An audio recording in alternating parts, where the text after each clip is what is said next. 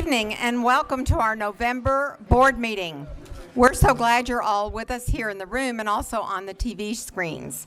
The Board of Trustees of the Cypress-Fairbanks Independent School District is now convened in the regular meeting on Monday, November 14th, 2016 in the boardroom of the Cypress-Fairbanks Independent School District Instructional Support Center, 10300 Jones Road, Houston, Texas at 6 p.m.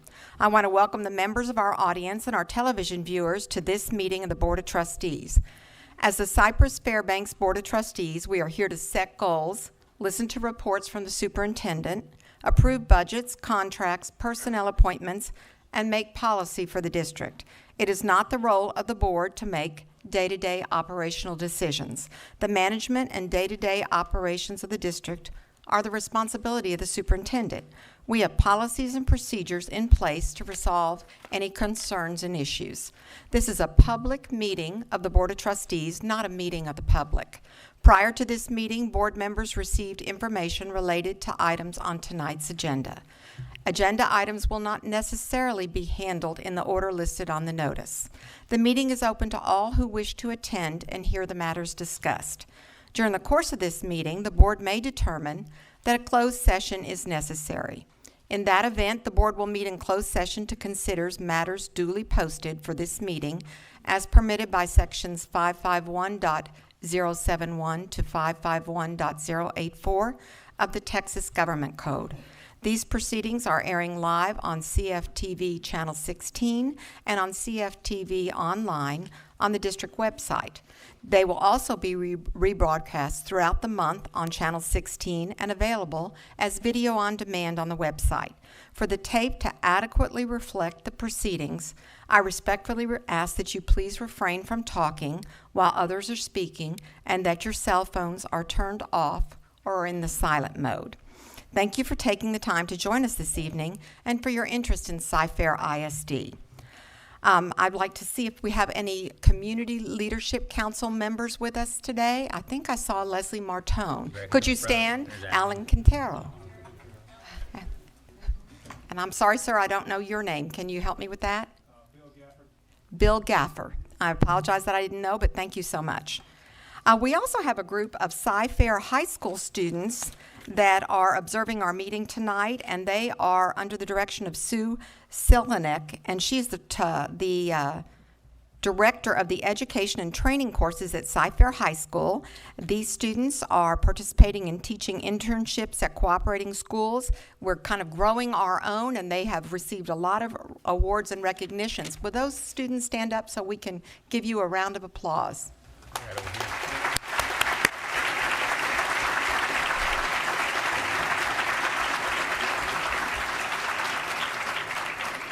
Thank you so much for being here. We appreciate it. We also have a Boy Scout with us tonight, John Paul Spate from Troop 533. Would you also stand up so we can give you a round of applause?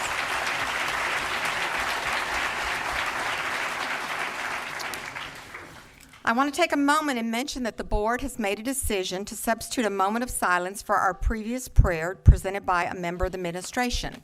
We've decided to pray in private prior to the public meeting and then observe a moment of silence in the public meeting. There are a number of reasons for this. I respectfully request that the audience honor our decision and observe the moment of silence with us. Now please stand me and join in a moment of silence and then the presentation of the colors and Pledge of Allegiance. Langham Creek High School Junior ROTC cadets presenting the flag for the Pledge of Allegiance are Cadet Second Lieutenant Eli Gomez, Cadet Second Lieutenant Allison Guthrie, Cadet Second Lieutenant Nicholas Calloway, and Cadet Airman Elaine Ortego. Sponsors are Lieutenant Colonel Paul Marks and Master Sergeant Robert Morse, and the Senior Master Sergeant John Schwartz. We'll begin with a moment of silence.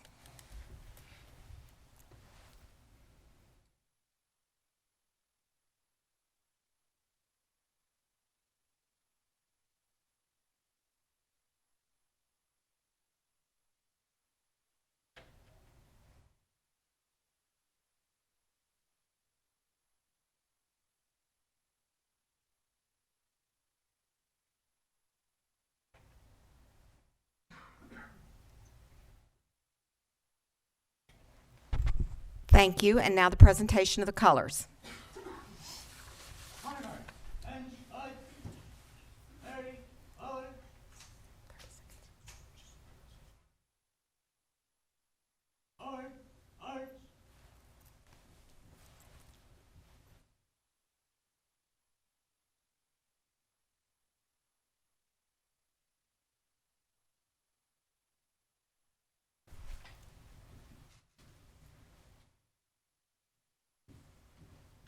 Honor guard, O, enter, ace, end, O. I pledge allegiance to the flag of the United States of America and to the republic for which it stands, one nation, under God, indivisible, with liberty and justice for all. O. O.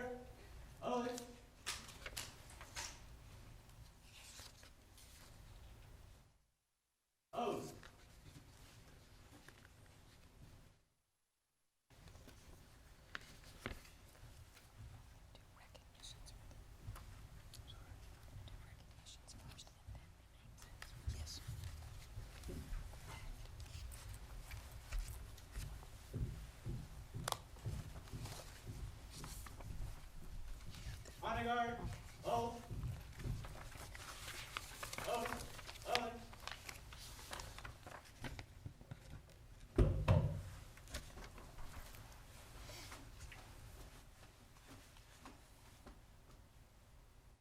Peace, end, arms.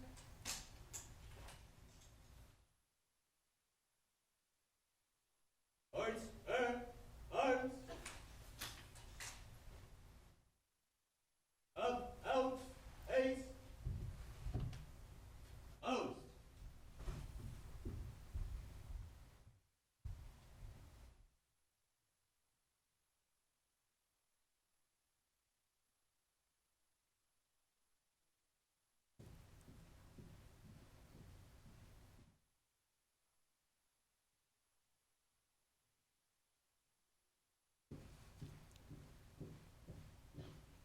Honor guard, O. Right, ace. Arch.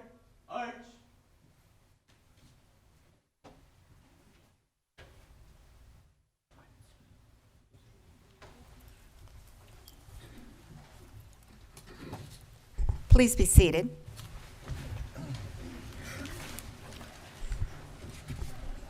Board member Debbie Blackshear will read the district's vision and mission statement for the benefit of the audience. Our vision statement: learn, empower, achieve, dream, lead. Our mission statement: maximize every student's potential through rigorous and relevant learning experiences, preparing students to be 21st century global leaders. Thank you, Mrs. Blackshear. With the board's permission, I would like to rearrange tonight's agenda. We will begin with the recognition portion and then move to non-consensus item 6-I following recognitions. Then we will have a short recess prior to board comments. For our special recognitions portion of the agenda, 2A, the board will recognize the following campuses who earned all possible distinction designations in the state accountability system: Holbrook Elementary, Pope Elementary, Sampson Elementary, Arnold Middle School, Cook Middle School, and Langham Creek High School. I believe our presenter tonight is Dr. Macias. Good evening, President Mangoya, Dr. Henry, and Board of Trustees. At a previous board meeting, we shared with you that all of our campuses earned the Med-Standard rating for the state accountability system, and that collectively all of our campuses earned 222 distinction designations. When the distinction designations were introduced into the state accountability system, the Commissioner of Education at that time shared that to receive one distinction designation was quite a feat. In fact, out of the over 8,600 public schools in the state of Texas, less than 5% earned all the distinction designations that they could earn. So this evening, I am proud to recognize our 6 Cy-Fair ISD campuses who earned all possible distinction designations in the state accountability system. But first, I'd like to share with you just a little about how campuses earn distinction designations. In addition to earning the Med Standard rating, distinction designations for performance above passing star can be earned by campuses. Distinction designations are awarded in recognition of outstanding achievement in specific areas and focus on specific criteria. For instance, the star components included in the distinction designation calculations are measured at the advanced standard. So not just the passing or med standard, but the advanced standard. SAT and SAT participation and performance are also measured, as well as several post-secondary readiness indicators. Attendance is also one factor that can help a campus earn a distinction. However, all distinctions can be earned without the attendance component. Additionally, a campus is assigned to a unique comparison group that consists of 40 schools from anywhere in the state of Texas that closely matches that campus. And the performance of the campus must be in the top quartile of its comparison group. So you can see it requires a quite high level of achievement and performance to be able to earn a distinction designation. So we'll begin with the elementary campuses who earned all 6 possible distinction designations. And again, you see on the screen that the maximum that can be earned at the elementary level is 6. We'll start with Holbrook Elementary. Principal Yvette Garcia.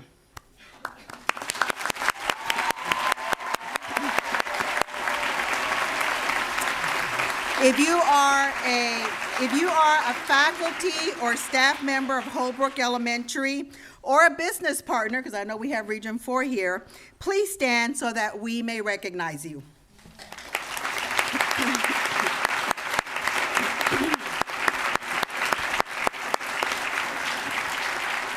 Congratulations, Holbrook Elementary. Pope Elementary. Principal Becky Pope.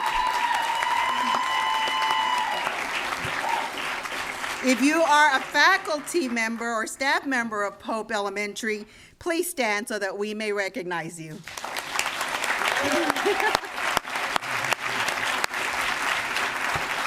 Congratulations, Pope Elementary. Sampson Elementary. Principal Heather Motsney.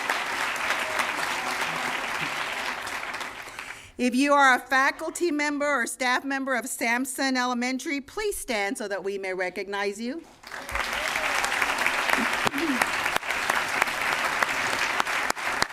Congratulations, Sampson Elementary. Now we will recognize the secondary campuses who earned all 7 possible distinction designations, the maximum that they can earn. Arnold Middle School. Principal Jody Madison. If you are a faculty or staff member of Arnold Middle School, please stand so that we may recognize you.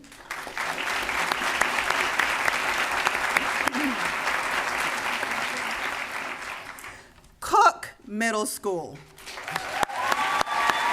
Principal Maggie Wiley. If you are a faculty or staff member of Cook Middle School, please stand so that we may recognize you. Congratulations, Cook. Langham Creek High School.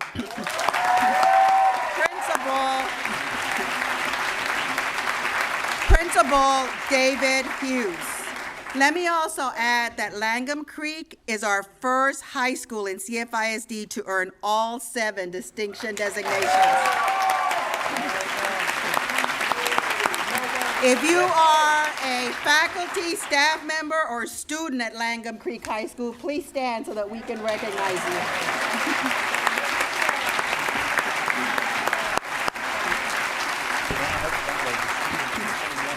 Congratulations to our 6 campuses, and I look forward to seeing you here again next year.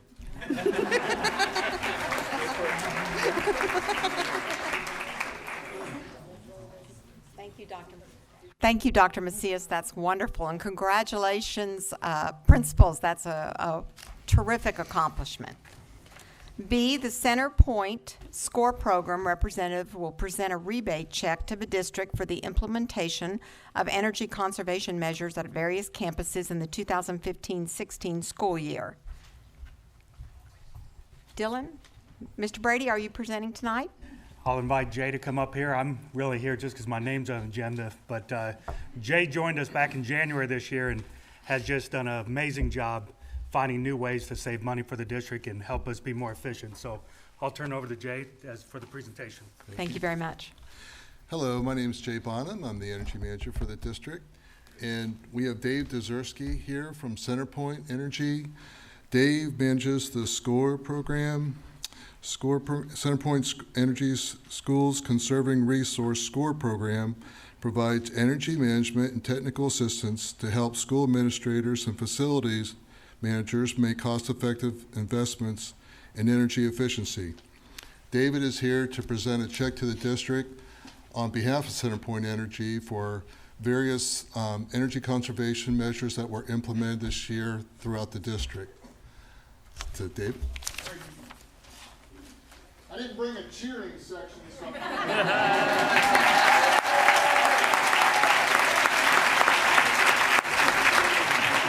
I'll tell you what, we got a frisky bunch here tonight. I don't know. My name is David Dzersky. I work for CenterPoint Energy, and we are so happy that Cypress-Fairbanks Independent School District is willing to participate with us in the SCORE program. We hope that will continue, right? Right? Okay, a lot of nodding heads, right. So the SCORE program, a couple of bullet points here. I got my cheat sheet. Don't tell my teacher I got a cheat sheet, okay. Benchmarking facilities, so we look at your schools, compare them to others of similar size, shape, and age to see where you are in energy usage. We'll help you develop a master plan. We identify cost-effective projects for you and then help you to implement them. We do all this in partnership with our consultant, Clear Result. We have Josh Campbell here with Clear Result this evening to help me carry this giant check to the powers that be over here, okay?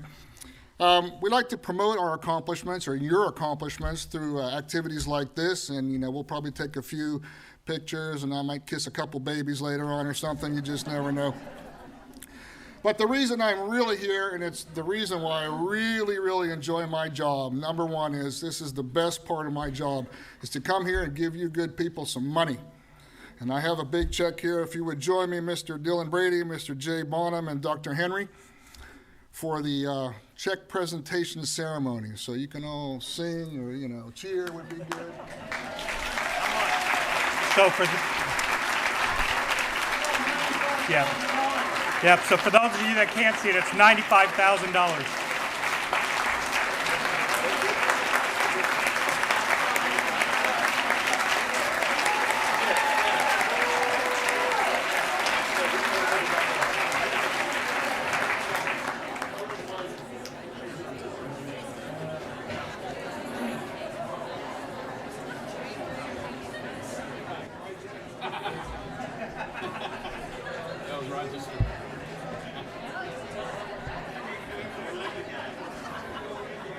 Thank you. Thank you very much. I think we can cheer really loud for a $95,000+ check, don't you think? Yeah.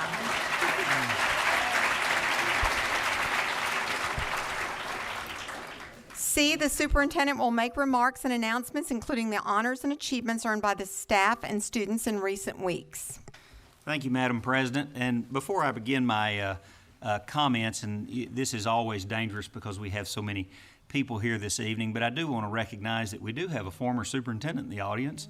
So I'd like for Rick Berry and his lovely wife Sue to stand up so we can acknowledge them.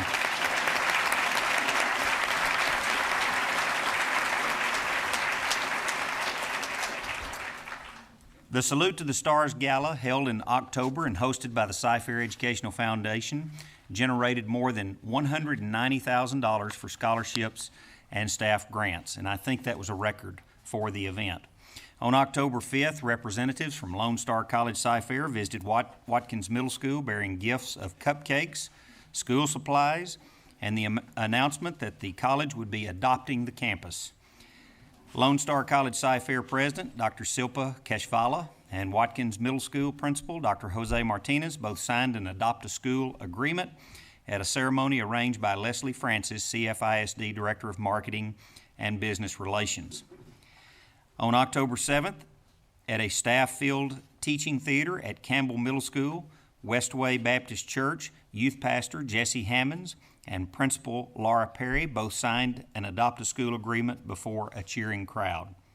On October 20th, 2 Walmart neighborhood market stores along the Barker-Cypress Road corridor expanded their reach in the CFISD community by formalizing adopt-a-school partnerships with a pair of elementary schools. The Walmart location at Barker-Cypress and Cypress North Houston Roads adopted neighboring Woodard Elementary School, while the store at Barker-Cypress and Loganbow Roads adopted Copeland Elementary School. The Stonegate Homeowners Association showed its support for educators at 2 CFISD schools last month, providing donations totaling nearly $11,000 to Postma and Burks Elementary Schools. Robert Parton, Vice President of the Stonegate HOA, delivered a monetary donation of $5,000 to Postma Elementary School, then followed it with a technology donation valued at $5,730 to Burks Elementary School. The contributions were part of Stonegate HOA's Adopt a School program, which supports campuses that service the association's neighborhoods of Stonegate, Canyon Lakes West, and Mira Mesa. We would like to congratulate one of our former Bobcats and current Los Angeles Sparks forward, Nneka Ogwumike, for being named the 2016 WNBA Most Valuable Player and for leading the Sparks to the WNBA Championship. Nneka returned to her alma mater, Cy-Fair High School, on October 28th for a special pep rally in her honor. The Cy-Fair, Cypress Falls, and Langham Creek High School marching bands represented CFISD at the UIL State Marching Band Contest after being among the 8 selected to advance from the UIL Area E Marching Band Contest held October 29th at Cy-Fair Federal Credit Union Stadium. And I would add to that, we had 9 bands perform at the area competition, the most by any other district. The Cypress Ranch High School tennis team, district champions, completed their season as regional finalists following the Region 3 6A team tennis tournament. All 4 volleyball playoff teams, Cypress Falls, Langham Creek, Cypress Ranch, and Cypress Wood, won their Region 3 6A by-district matches to advance to the area playoffs. The Cypress Woods High School girls cross-country team and 5 individual runners representing 4 CFISD high schools qualified for the UIL Cross-Country State Championship, and that occurred this past Saturday in Georgetown. Cypress Ranch defeated Houston Bel Air 63-42 this past Friday at Cy-Fair FCU Stadium in a Region 3 6A Division I matchup. The Mustangs advanced to face Katy on Friday, November 18th at 7:30 p.m. at NRG Stadium. Cypress Ranch will be the home team.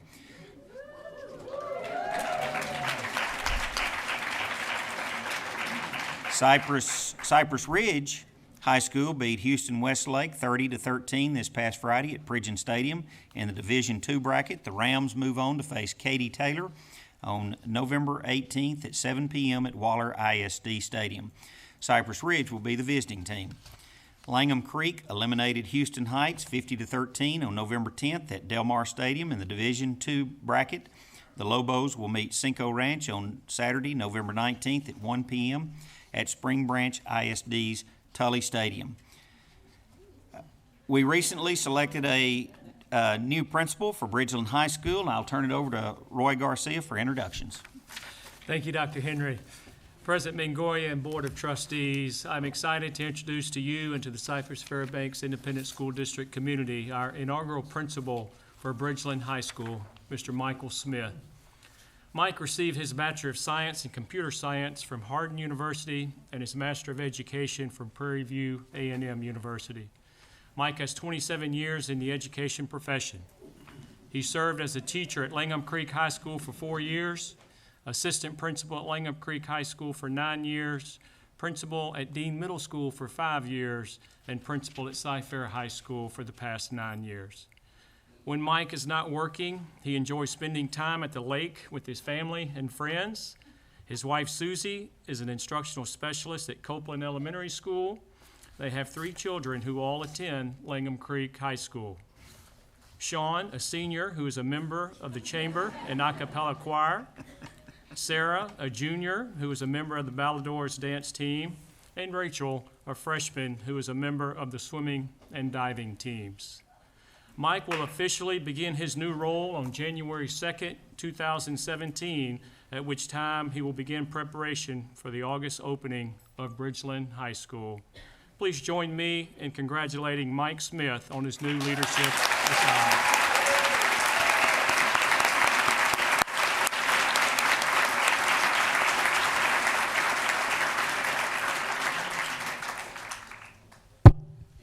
It's on.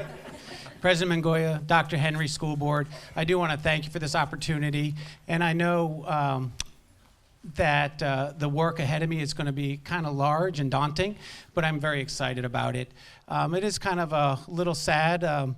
9 years at Cy-Fair High School, there's a lot of memories, and as I move forward, but when I think about the opportunity to open up a brand new school, work with the students, the parents, the teachers to set our new traditions and get our school spirit going. I'm really looking forward to that opportunity to create a school that the whole community can be proud of. So I want to once again thank you for that opportunity.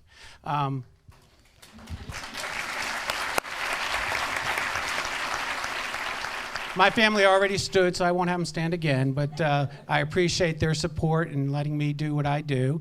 I will tell you, Dave, Mr. Hughes, you deserve all 7 of those stars. My students, my children are very loyal to your school. You set a great climate there for us, and I appreciate it. I would be remiss in not pointing out that 3,650 plus students, it would be a daunting job to think that I run that school all alone, and I don't. I have a team here that works with me every day in making sure our students are where they need to be and are learning what they need to be learning. So I would like to introduce my other family, my Cy-Fair High School family, if they would stand up and just be recognized.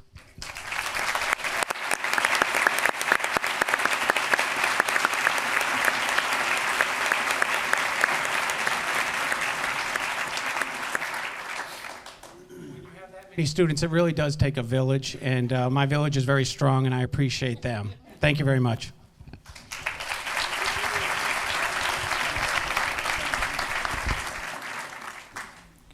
Thank you. Thank you, Mr. Smith. We're excited for you, too. All right, we're going to move, because we want to move the agenda item up for the naming of several schools. 6 non-consensus, item I, the board will consider approving the naming first of elementary school number 55. Dr. Henry? Thank you, Madam President. And when I make these surprise announcements, if those people being honored would please stand while I'm reading a little bit of their bio. The district will open 2 new elementary schools in August 2017, and we'll be renaming the Adaptive Behavior Center. It has been a tradition of the Cypress-Fairbanks ISD Board of Trustees to name schools after people who have dedicated service to the district. 3 such people are being recommended to the board to have schools named in their honor. Actually, it's 4. One of them will carry 2 names. It is my pleasure to recommend Jim and Pam Wells. If y'all will stand up.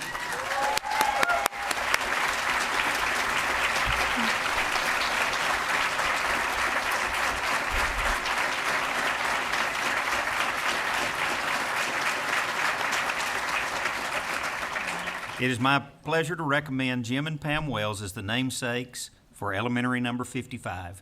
Pam spent 33 of her 39 years in education in CFISD, and I would say she's still in education. She is the executive director of Region 4. She began her teaching career in 1975 at Landrum Middle School in Spring Branch ISD. In 1981, she became a teacher at Arnold Middle School, where she spent 6 years, and in 1983 was appointed the Director of Instruction, a position she held for 13 years. In 1996, Pam was named the Assistant to the Superintendent, and in 1999 was promoted to Associate Superintendent. She was also appointed as the Interim Superintendent for CFISD from January to June of 2004. And as I said earlier, Pam currently serves as Executive Director of Region 4 Service Center. Jim Wells also spent 33 of his 37 years in education in CFISD. He began his career at Spring Woods Junior High School in Spring Branch ISD before moving to Cypress Creek High School in 1979. Serving 2 years as an English teacher and coach, Jim also served for 7 years as an assistant principal at Cypress Creek High School. He continued his career in education as an assistant principal at Watkins Middle School for 5 years, then became principal of Thornton Middle School for 10 years. In 2002, Jim was named as the principal at Cypress Creek High School, a position he held until his retirement in 2012. Elementary number 55 is currently under construction on the multi-campus site in the Bridgeland community. The school was designed by IBI Group Incorporated and is being built by Gilbane Building Company and has an opening date of August 2017. Madam President and trustees, it's my honor to recommend the naming of elementary school number 55 after Jim and Pam Wells.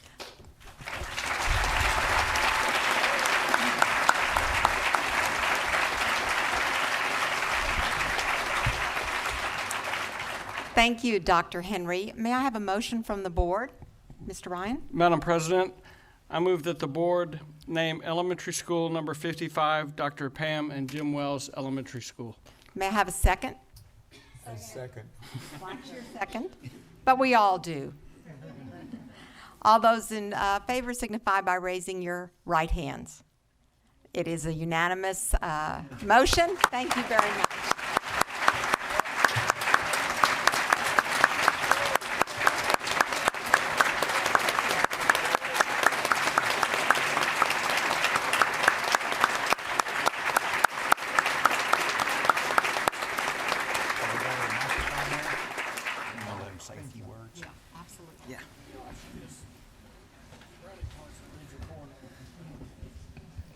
Okay, Pam said I could go first.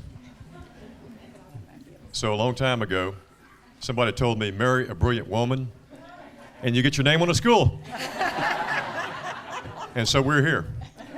I also recently we were talking to Dr. Henry, and I said, we just celebrated our 40th anniversary, and it's been wonderful 40 years.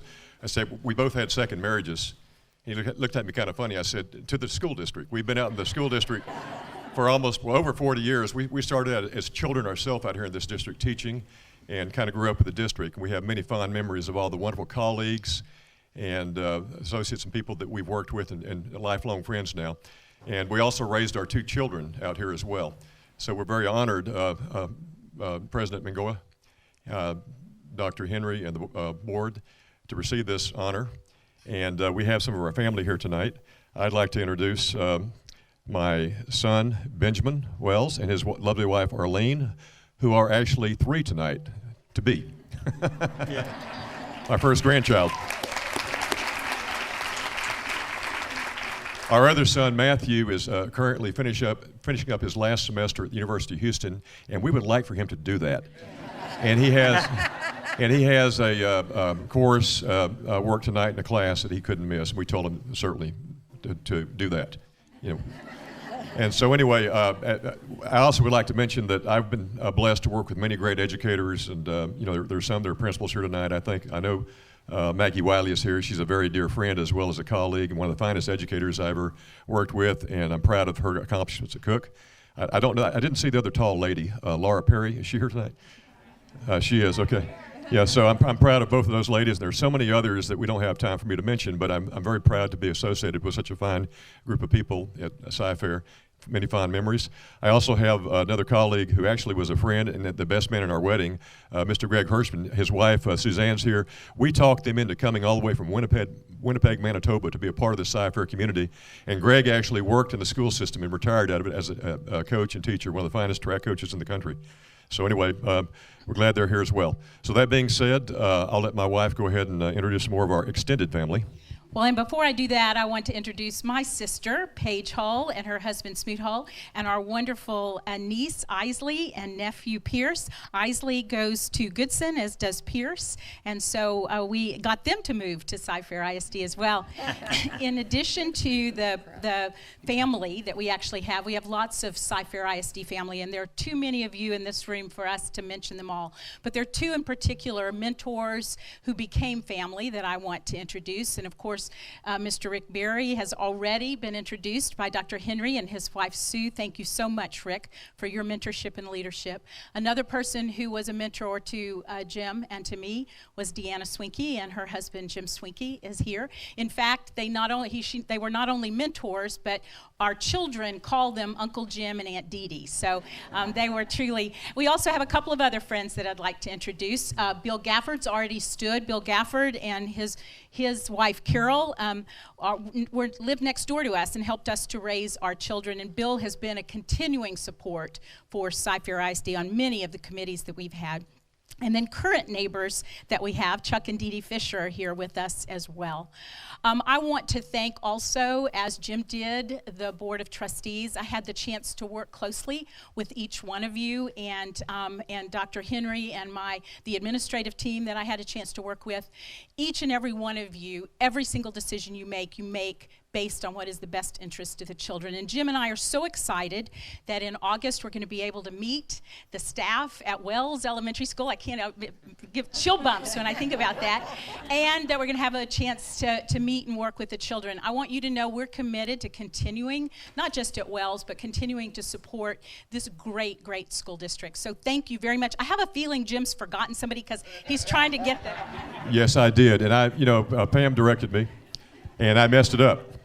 But actually, I was supposed to introduce all of my family, and of course, this is my family, no doubt. I missed that, and she went ahead and covered me. But I also wanted to mention that my mother could not be here tonight. She's in hospice, as many of you might know. But I did have the opportunity to tell her about this, and she was so proud of both Pam and I, as would be her parents, Dwight and Jane Larson, and my father, Philip Wells. So they can't be here tonight. Obviously, they're not here, but they're here in spirit. They're all here in spirit. So thank you. Thank you very much.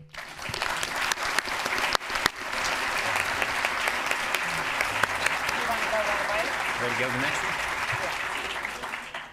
Congratulations. And we will be taking a brief recess after we finish the other two namesakes. So hang on with us. We're almost done.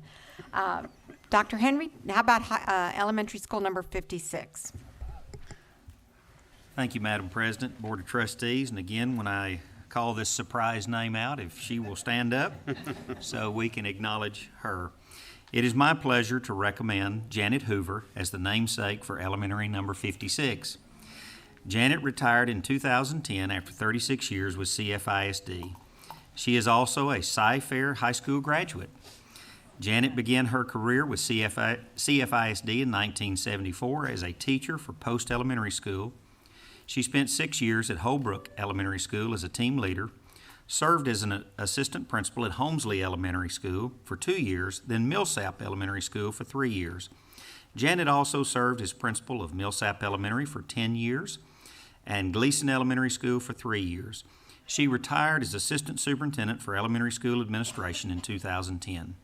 Janet continues to serve the district as a coach for rookie principals.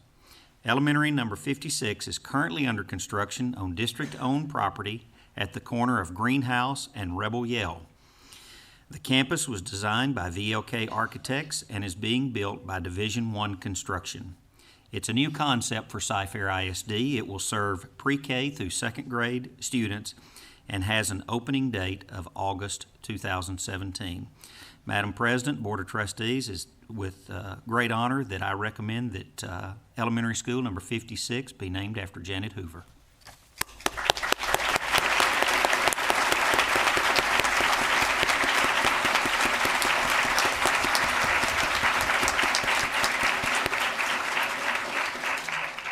Thank you, Dr. Henry. I'd like a motion from the board. Mr. Covey? Madam President, I move the board approve the name of elementary school number 56, Janet Hoover Elementary.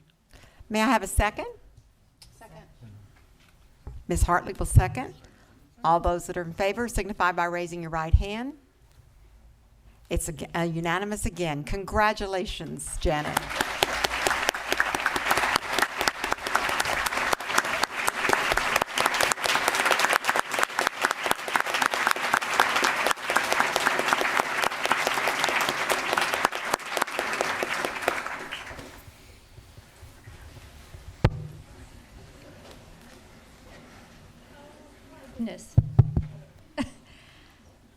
Well, as I look at all of you, I thank you so much for this incredible honor. Those of you that know me know how special this is, because I didn't get to this point in my life without many, many of you, all of you.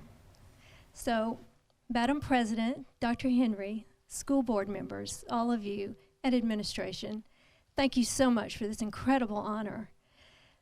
Graduating from Cypher High School was such a treat. Bobcat never dies. So I'm going to be here for a while. But growing up in this school district, it's so special to have a school named after you, to continue that legacy. My mom and dad would be so proud, and I know the rest of my family is too.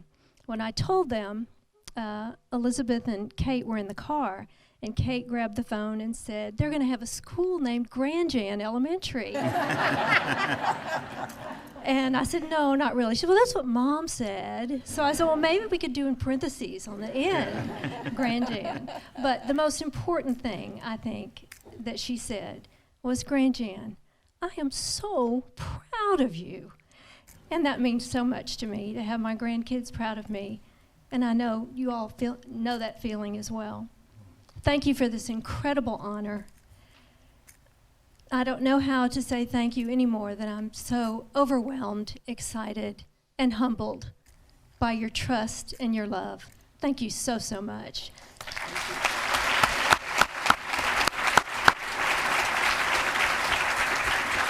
Ms. Hoover, would you like to introduce some people? I have a few people. Mm-hmm. This is my husband, my miracle husband, Howard Hoover.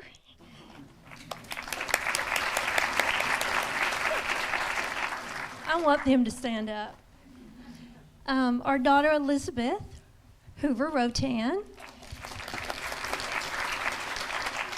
My special little girl that's proud of me, Kate Rotan. My beautiful love bug, Ellie. And I have some more friends on this row that drove so far and came so far to see me. Betty, Renelle, would you stand up for me? Ann Wilcox, Ann, and Sharon, and my good friend Andrea, and Reed Kuhn. Thank you all for being here.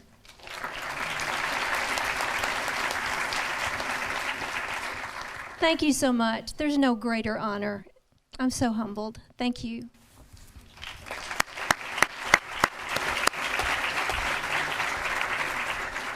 Thank you, Ms. Hoover. We're excited for you. And Dr. Henry, what about the Adaptive Behavior Center?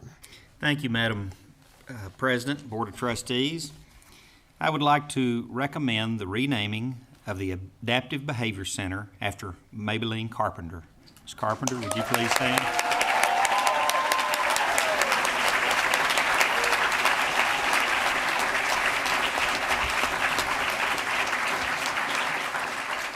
Maybelline spent 35 of her 40 years in education in CFISD. She began her career in 1973 as a teacher counselor at the Western Mental Health Institute, then on to teach at Memphis City Schools until 1977. Maybelline continued her teaching career in Houston ISD from 1977 to 1979. Then she came to CFISD as a teacher at the Carlton Center. She became a supervisor at the Carlton Center in 1983 and continued there until moving to the Adaptive Behavior Center as director from 1992 until her retirement in December 2014. I can't think of anyone, Maybelline, that building could possibly be named after except you. And it is with great honor that I recommend to the Board of Trustees that we rename the Adaptive Behavior Center the Maybelline Carpenter Center. May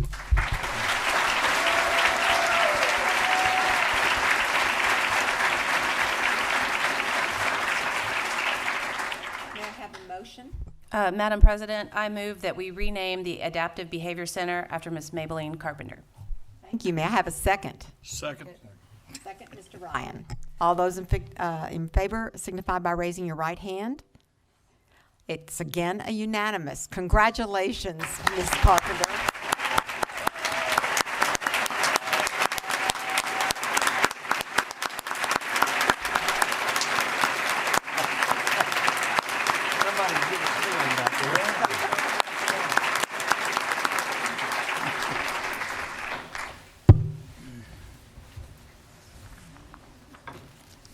Most of you who know Maybelline know she's not a public speaker. But I have a full house tonight, so you might have to put the lights on me, Madam President. The green, red, and the yellow. Green, yellow, and red. And Superintendent Henry, before you print my bio, we would have to do some corrections. I spent all my 36 years in Cy-Fair working at the Clara Scott Learning Center, which later became the Adaptive Behavior Center. Yeah. So I have worked no other place other than with my special adaptive behavior children. I do take this as a nice honor. President Darcy, I'll call you that because I'm known to mess up names. Board of Trustees, Dr. Henry, and your A team. I stand before you with humbleness. And it took me a while before I could wholeheartedly embrace this recognition. In fact, I had to call up our counselor at the Adaptive Behavior Center to make it okay. My 36 years of working in Cy-Fair, it was never about Maybelline, it was always about the children. And when my name is going up in print, Dr. Henry told me they'll put up a new sign, and I said, you know you gotta put it up high, because we don't always take care of things like they should be taken care of. We'll put it in the trees. But I guess we can put it on some stationery and we'll be okay. And it'll continue to be not about Maybelline. But according to Coach Herman at the University of Houston, he said that you're nobody without great people in your life. I have been so blessed to have so many great people in my life, and more so from my family of Cy-Fair educators. I was blessed to have lots of nice bosses, Oprah Hamilton, Bill Carpenter, Cheryl Salyers, Nadine Fittler, and I left with Dan as my special educator. Since I retired 2 years ago, I picked up a new group of friends, but they are also represented. Don't forget, I know the light might be coming. And that is also as an outreach from Cy-Fair. And these are my new friends. You might see us riding the Precinct 4 bus. So if those new friends will stand up, please.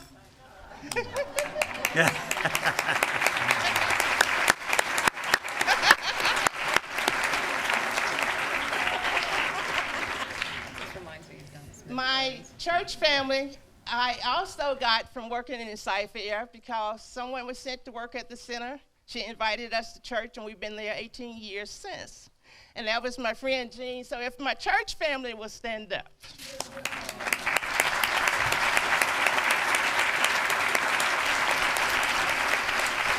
Are you going to do board comments first? And I know you're only supposed to introduce the Carpenters, but I'm saving them.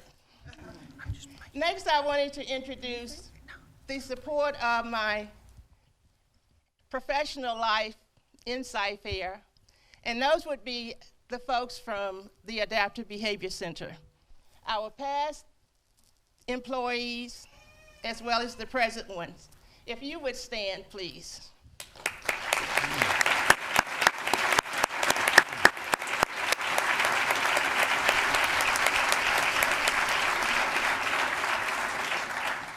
These are some of the people that have caused me to be able to stand before you.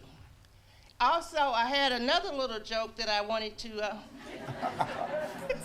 say. We moved to Houston in 1977. You were correct. 1 for 2. On August the 16th, the day Elvis died. And the reason I know that, I called my dad on the payphone, and he told me, because we didn't know about it until I had gotten there and called him back. And we moved here for my husband, Otha Carpenter, to go to law school, and he has always been my biggest cheerleader and my best support. He has enabled me, given time, to give to the children of the center. Thank you.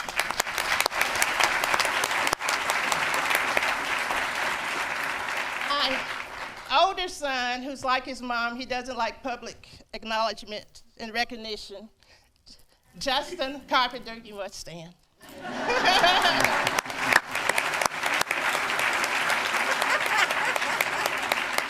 Justin, most of you know that the center is located on Windfern, 12508 Windfern. Just went across the street to Francone, up the road to Campbell, and across the road to Cy Creek. He did not graduate from Cy Creek because he had to live some dreams of mom's. We'll talk about those in private. And then there's my younger son, Jordan. He loves to sing. Jordan is a product of the Cy-Fair ISD family. He started school 3 years old. He attended Cy-Fair for 15 years. 3 years in early childhood at Wilburn, the rest of his elementary life at Wilburn Elementary. Then he moved up the street to Campbell, and he graduated under Jim at Cy Creek High School. I forgot to mention my oldest son is a geotech engineer. My youngest son, Jordan, is a Algebra 2 math teacher and a team leader.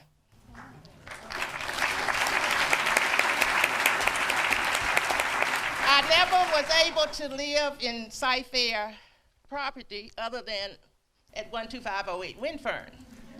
But I appreciate and I thank you so much for providing my children with the best possible education that anyone can receive anywhere, any place. Also, I appreciate the opportunity of help you permitting me to have such a wonderful family. It goes beyond work people. They have really been truly supportive and true people and good people in my life. And last, before I sit down, I want to thank you for the opportunity of being able to work with the Adaptive Behavior Center students for 36 years. We were able to help them to grow and thrive, and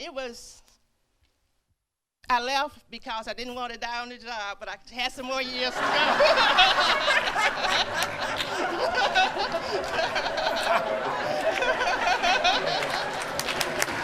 Good reason to quit.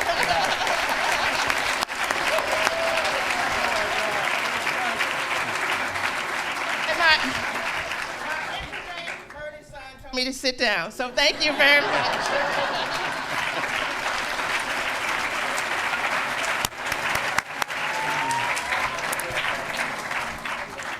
Ms. Carpenter, we're so excited for you. We can't wait to see that name on the school. It's going to be wonderful. We are going to take about a 10-minute break so that everyone can congratulate everyone. And those of you that are not interested in the other part of the board meeting have an opportunity to leave. No, stay. We have to stay. Yeah. No, you're interested. Come an hour. I'll be leaving for a great time. I didn't talk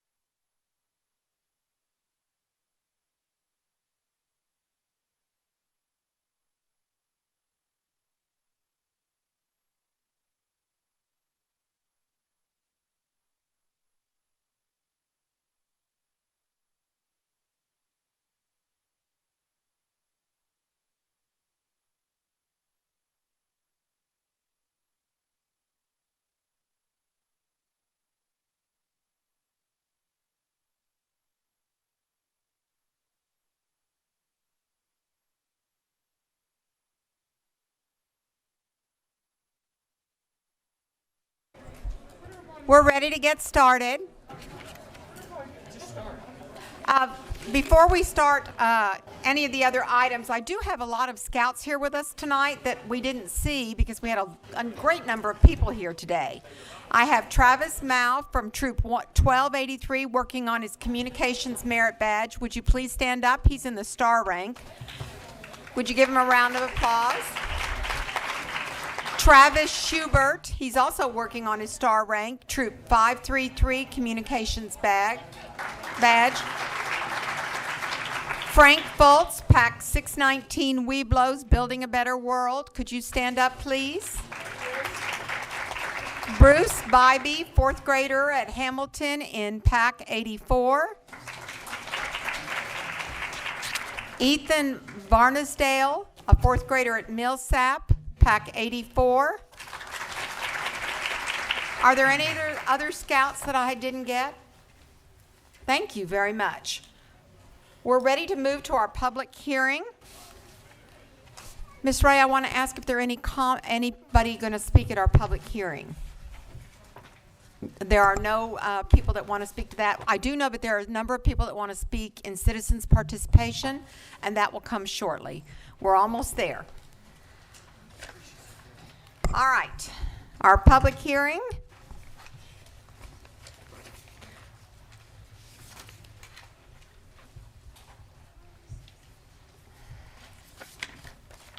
I'm just going to get to my right page. I apologize. Agenda item number 1, public hearing A. The board will hold a public hearing at 6 p.m. On the district's first accountability rating, and the presenter is Karen Smith. Ms. Smith? Actually, you're going to start? yes, thank you. I'm sorry President about Mingoya. that. I'm going to just introduce her and say a couple of words. Thank you, President Mingoya, members of the board, and Dr. Henry. The financial integrity rating system of Texas for school districts requires us to publish and distribute a financial management report that explains our performance under this accountability system. In addition, the law does require us to hold this public hearing in order to discuss our report. And so with that, I will turn it over to Karen Smith, our Assistant Superintendent for Business and Financial Services, to provide you with the highlights of that report for the fiscal year ended June 30th, 2015. Not 16, it's a year behind on that report. So with that, Ms. Smith. Thank you, Mr. Snow. As Mr. Snow indicated, I am here to present to you the district's results on the school first hearing. And as he indicated, we have to disclose this information in an annual financial management report, as well as have the hearing to discuss the district's results. First stands for Financial Integrity Rating. It's not working. Okay, now, sorry. There we go. Stands for Financial Integrity Rating System of Texas. And it was enacted by the legislature to show a district's financial accountability. As Mr. Snow indicated, we are reporting on the 2014-15 fiscal year, and this includes the Comprehensive Annual Financial Report information as well as PEIMS information submitted to the Texas Education Agency. The purpose of the rating is to hold districts accountable for their financial quality management practices, the quality of their financial management practices, as well as for providing the maximum allocation towards direct instructional expenses. It is also to evaluate the district's financial management practices. The district has received the highest rating every single year since the inception of the financial integrity rating system, and that was started in 2001-2002. The Texas Education Agency implemented changes recently to the financial integrity rating system. That was in HB 5, which was in the 83rd legislative session. And what will happen with this is it will be phased in over a 3-year period of time. The district is currently in the year 2 period of this phase-in process. Last year, we had 7 indicators we had to report against. This current year, we are reporting on 15 indicators. And then next year, we will be reporting on those same 15 indicators, but it will be more difficult to receive as high of a rating. It will become more and more difficult. Last year, the ratings that were issued were either passed or fail. This year, the ratings are an A for superior, B for above standard, C for meet standard, and F for substandard achievement. And if you have substandard achievement, you have to present an action plan to the Texas Education Agency. The school's first objectives is for it to be simple and understandable and to be applicable to all districts, as well as based on hard data, which would be your PEMS information and your comprehensive annual financial report, and to analyze the district's financial management practices and how efficient it is. Also provide an early warning sign if there's any type of solvency issues, and then last, to be transparent. The school's first rating, as I indicated, is based on 15 indicators. The district received the highest rating on 14 of the 15 indicators, and the district received a superior rating or an A rating by receiving 94 out of the possible 100 points.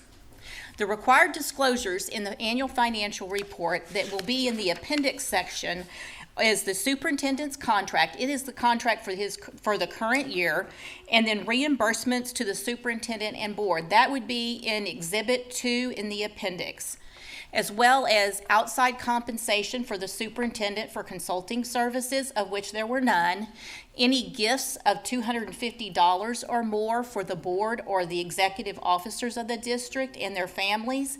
Executive officers means the superintendent, as well as business transactions between the district and board members, of which there were none in any of these areas, except for the reimbursements to the superintendent and the board.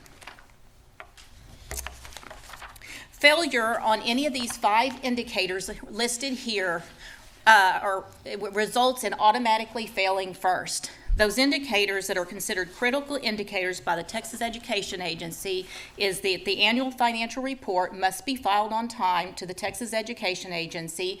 For Cyfair or somebody with a June 30 year end, that is November 27th.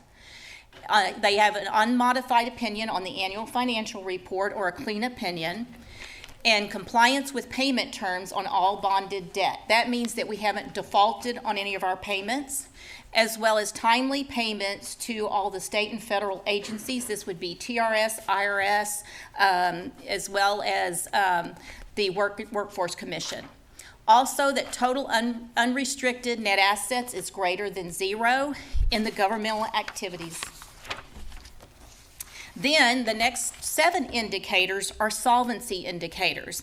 And these are an example of those type of indicators is that we would have enough cash on hand to meet our ongoing operating expenditures.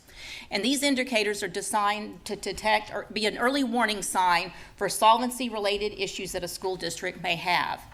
The next 3 indicators are the financial competence indicators, and they are designed to show quality of a district's financial management practices as well as management decisions. An example of this one would be if a district receives districts usually either receive an over or underpayment of state aid, and if you received an overpayment of state aid, you need to make sure that you're not spending that money that has to be refunded back to the Texas Education Agency.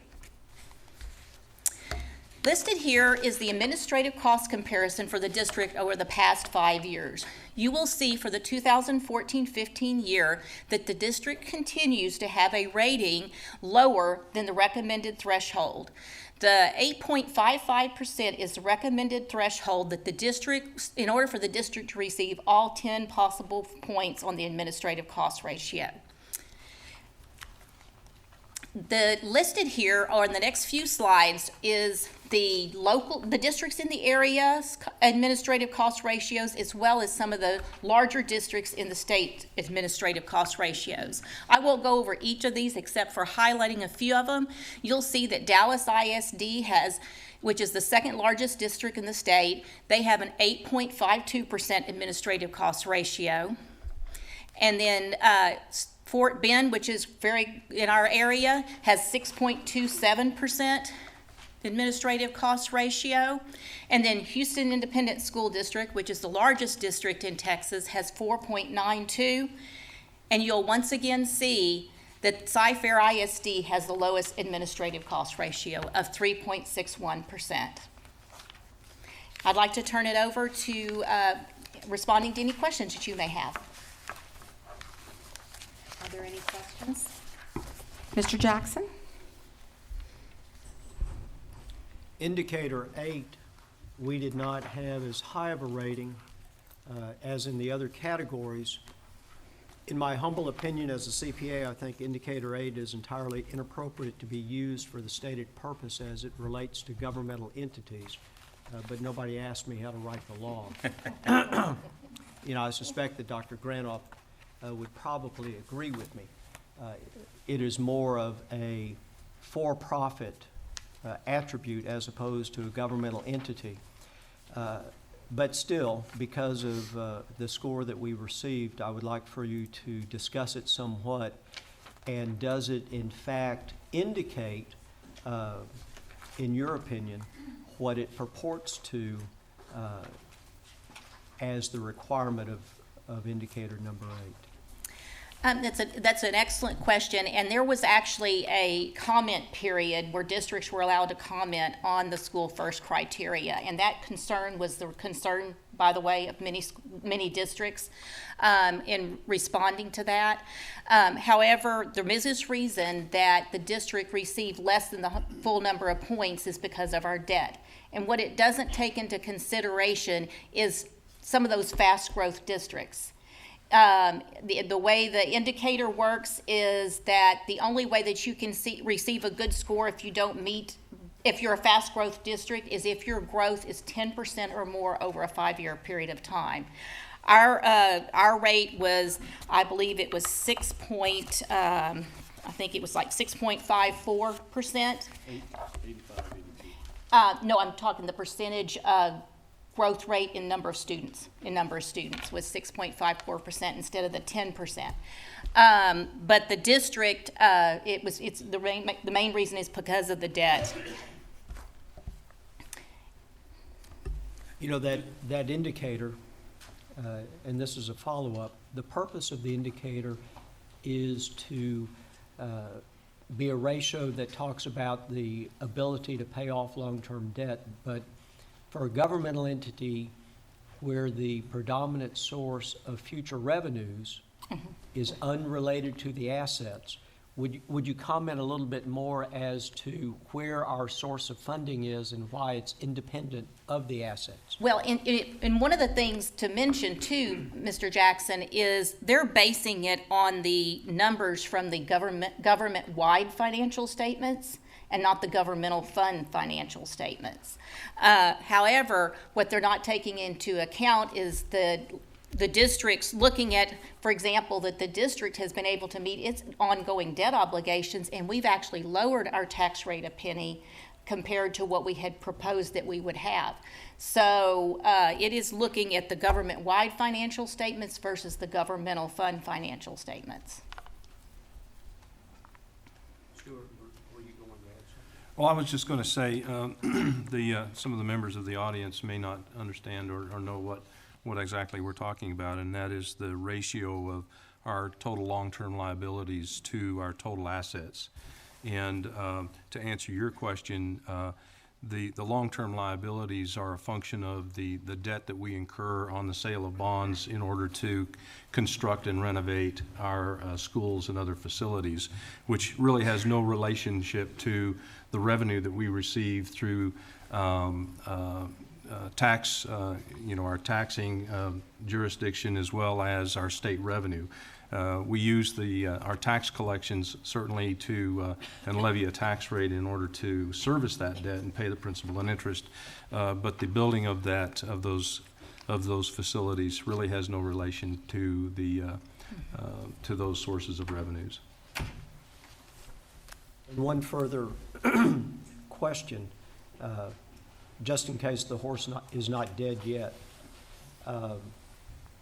You make annual projections and you use sensitivity analysis to calculate payment of future obligations. In the last year that you made those calculations, was there anything that came to your view through making that calculation or through the sensitivity analysis that would cause us not to be able to pay our debt? Oh, certainly not, certainly not. As our enrollment projections, our property value projections are increasing at the rate in which we've projected over the past few years and continue into the near future. In fact, as Ms. Smith mentioned, we actually reduced our tax rate by a penny in 2015, immediately after the approval of the 2014 bond referendum that we had. So, and as we look at our property tax projections and our debt projections in terms of selling the bonds to fulfill those bond authorizations, that referendum, we do not see any concern about the ability to pay off our debt. In fact, let me just mention that over the years, in fact, we're going to be closing on a transaction this coming month, or this month actually, next week, on the sale of about $550 million worth of bonds, $270 million of which is new money for the construction and renovation of buildings and other needs. But half of that $550 million is refunding of previously issued bonds, and so we continually look at opportunities to refund. It's like refinancing your home.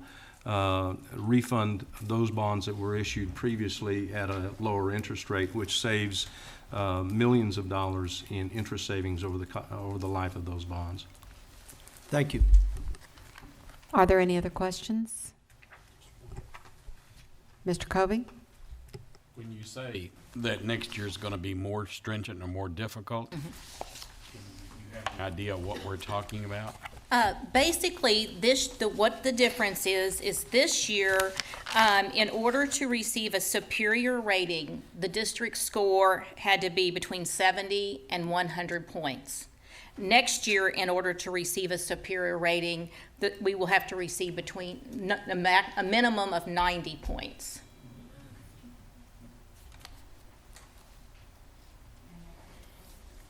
Thank you very much, Mr. Snow and Ms. Smith. We appreciate it. With one more indulgence, I'm going to go ahead and move citizen participation forward above board comments, because I've noticed we have a number of students that are talking in citizens participation. Patrons who have duly registered per policy BED local may address the board regarding matters of concern or interest to the district, other than the character of any student, staff, or board member. I would like to remind the audience and the viewers that the comments of the speakers reflect their own positions and opinions. The board may not discuss or act upon any matter that is not listed under the action item portion of the agenda. Therefore, board members may not discuss the comments of speakers. Please understand that a lack of response from board members does not indicate agreement or approval of the comments, or disagreement or disapproval. Each speaker will be given 3 minutes to address the board. Bob Covey, our secretary of the board, will be the designated timekeeper. You'll move to this podium. You'll see a green light. When you see the yellow light, that means you have 30 seconds to go. And when the red light comes on, you need to sum up very quickly. We have 10 speakers tonight. There was a lottery. Not all speakers were able to speak. We're limited to 10. Our first speaker is Gurmeet Kendra. Would you come up to the podium? Thank you. And I apologize if I mispronounced. Please help me get it right if I did.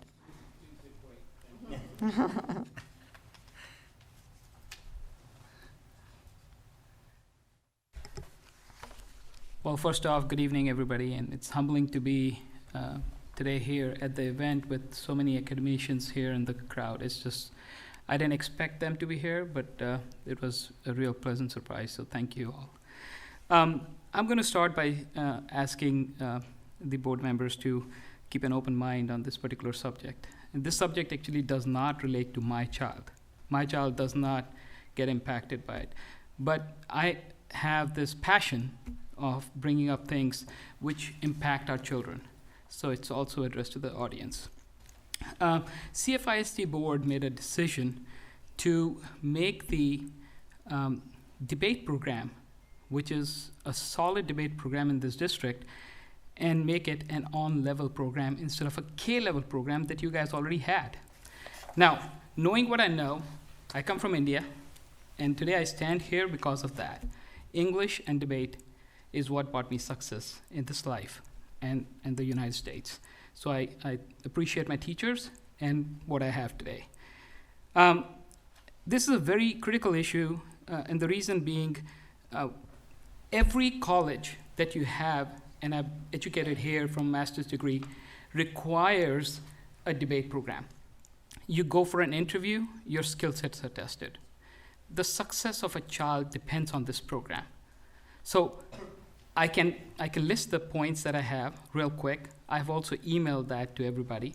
The first point that I have is the debate curriculum meets and exceeds the requirements of other courses that receive K-level credit. K credit is given for academic rigor. Debate is considered as an English elective, and curriculum meets and exceeds the requirement of K-level 1, 2, 3, and 4. Other elective choices like band, choir, football require time to develop, and the skills do not require academic rigor. I'm not comparing it, I'm just saying that there's a difference between acquiring a skill and a mandatory skill that you must have to achieve something in life. End of the day, we all have to succeed, otherwise we are a number. Debate gives kids the skills they need to be successful in college careers. Debates students read and write at postgraduate levels. I am an example of that. The debate curriculum meets all the requirements highlighted in the portrait of the CFID graduation. Debate skills enhance a high school transcript and gives the kids a clout when they apply for college, especially the elite Ivy Leagues. Debate students are better readers, writers, speakers, test takers. Additionally, debaters are more likely to apply and be accepted at colleges, which are elite schools. With the current weighted system that we have for the academic rigorous classes, debaters are punished with an on-level grade for working, thinking, reading, and writing, and advanced skills. I apologize, my time's up, I've got 6 seconds. Private schools demand academic rigor and mandate that all students take debate. This is a requirement, and I have published links along with it with my research. Why should public schools not provide the same access to the opportunities for our children here? CFIC chose to get rid of this public speaking requirement for all students, even though the state kept the speech. Can you summarize, please? Yes. So we as parents, thank you, and again, my apologies. We as parents are very concerned with this decision. It is about our children, and we must make the children of this district competitive with other schools. We need to work in this direction and make debate a reality. Okay, thank you, sir. Thank you. Thank you so much. Have a great evening. Thank you. Thank you.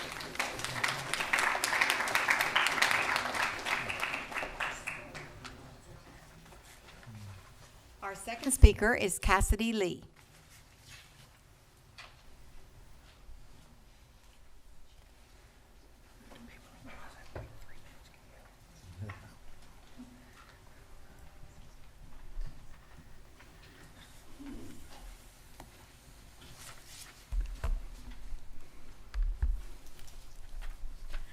Good evening, and thank you for allowing me the opportunity to speak tonight.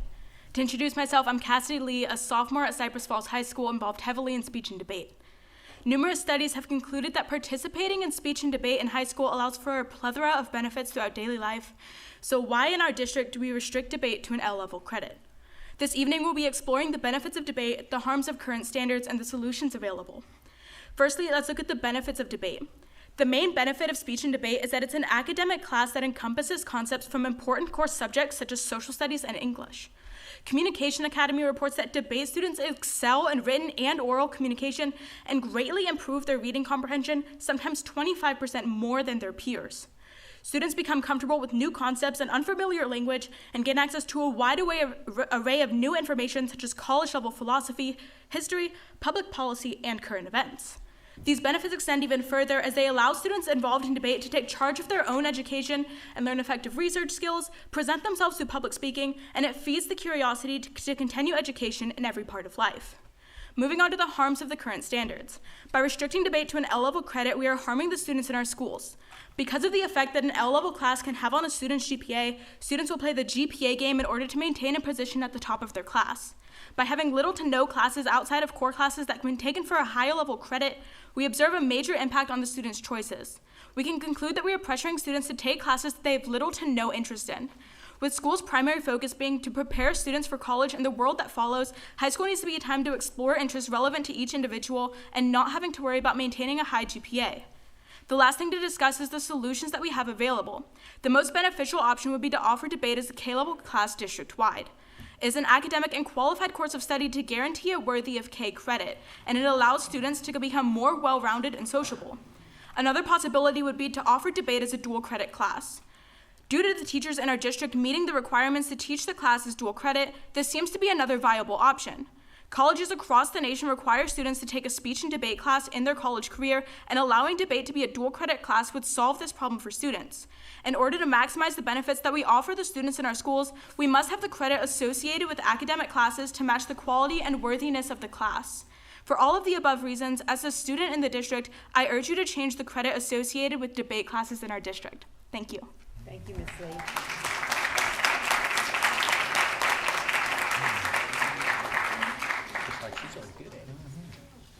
Our next speaker is Allison Alexander.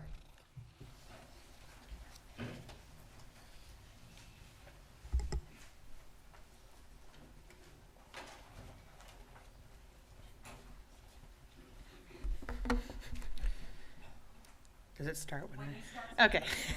Okay, so I'm not as prepared as some of the other guests are. Ms. Cooper told us to come up and talk, and my name's Allison Alexander, and I'm representing Mira Mesa subdivision, and we are currently zoned to Rennell Elementary, and we were told via Facebook on Friday evening that we would be rezoned to Postma Elementary.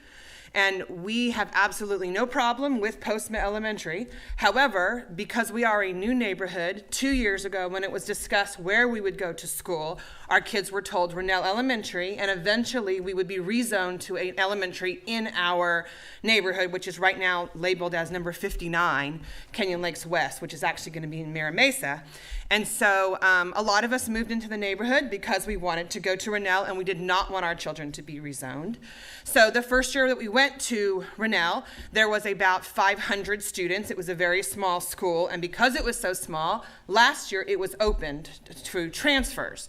So my numbers are not official numbers. I volunteer at this school, so some of my numbers are based on my observations, but there is approximately 845 students there now.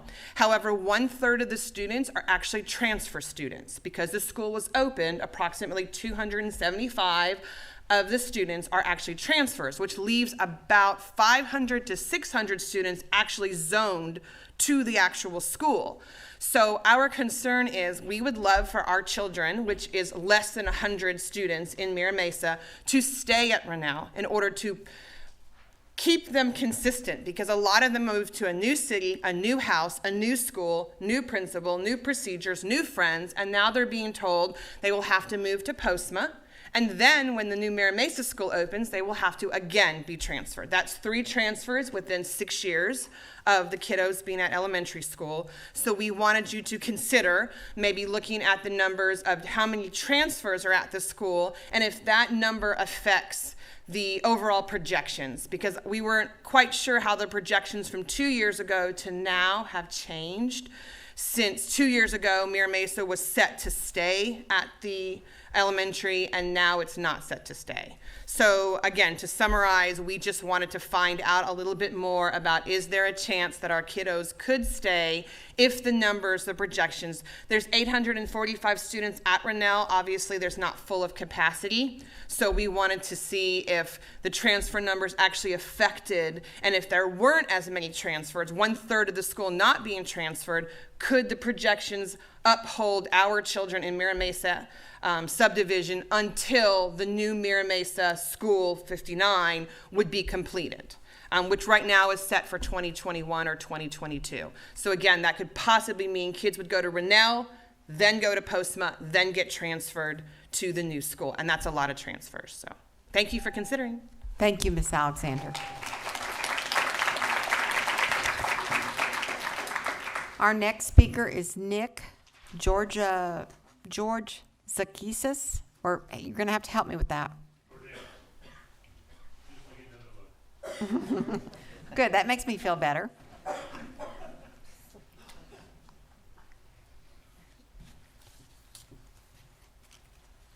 Thank you for allowing me to speak. I actually thought about texting my wife to tell her I'd won the lottery, but maybe she wouldn't really understand what that meant tonight. I also would like to talk about the map that came out with the potential rezoning of elementary schools for 2017-2018. My wife and I live in Canyon Lakes West on the east side of Fry Road, and we have 2 4-year-old daughters who'll be starting kindergarten next year. And we were originally zoned to Postma, but this map has us moving to Andre Elementary School. I have nothing against anyone that works there or goes there, but as Andre Elementary School looks now, it is a significant step down in basically every quantifiable metric there is in terms of the average Cypress-Fairbanks elementary school. And it's not a reflection of all of the kind of neighborhood that we live in currently. Andre is currently 68% Caucasian, and it has only 13 gifted and talented kids out of 1,235 students. One of my 4-year-old daughters recently tested at the level of a 7th grader. Of a 7-year-old for gifted and talented. Slight difference there. And I'm concerned that will she have the resources and the environment at Andre Elementary School that would allow her to really use those gifts as she goes along in her education. We've talked to a lot of our neighbors, and a lot of them are concerned from the homeowners' perspective that their value of their homes will go down because Andre is a lower rated school than Postma, but that doesn't really matter to me. I don't really care if my home could sell for $500,000 or $50. I just want my girls to get the best education possible. And I understand that the attendance zones are going to move around, and there's new schools, and that just is part of the process. But I would really like to see more of either a lateral move or a step up from Postma to another school where I feel we're getting the same benefits that Postma delivered to us. And my wife spoke to a woman, an acquaintance of hers, that said this is the 3rd time in 7 years that our specific neighborhood is going to be moved to another school. And that really kind of concerns me that this neighborhood is looking more like a Tetris piece than anything else, and being used just to maneuver around to fill specific parts of an overall equation instead of being concerned with the actual kids in the neighborhood. That's all I have to say. Thank you.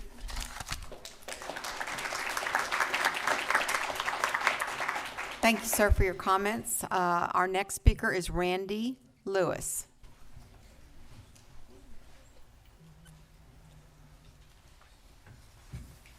President Mingoya, members of the board, thank you for allowing me time to talk today.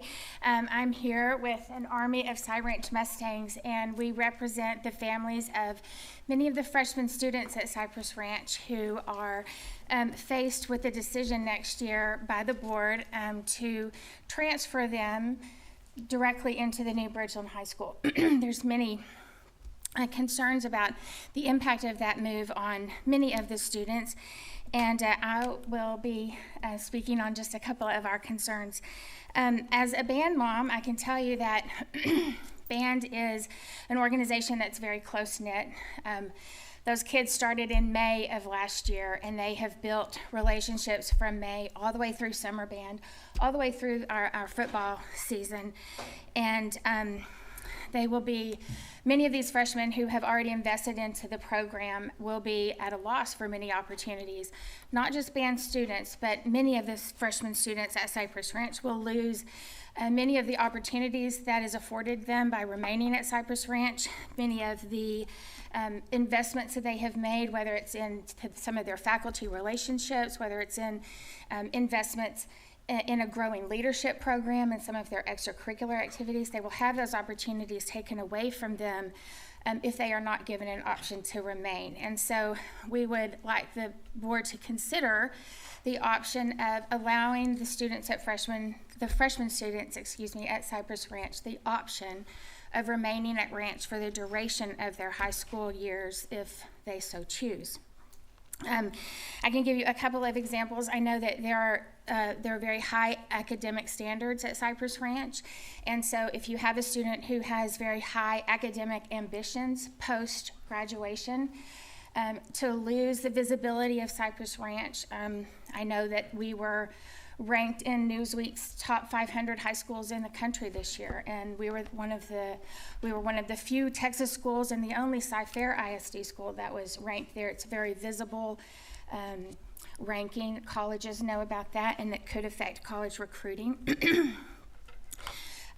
There are other opportunities that are afforded the students through band, through athletics, through other fine arts programs, that they started developing those relationships back in middle school. Orchestra, fine arts, band, those are all lead-in programs into the high school level. And so many of those relationships and friendships have been formed over the course of many, many years. And what we are simply asking is that you allow these freshmen a voice in their own future, and that you consider allowing those students the option of remaining where they feel comfortable, of remaining on a program that they've already started a path, and that you allow them a voice into their future. Thank you.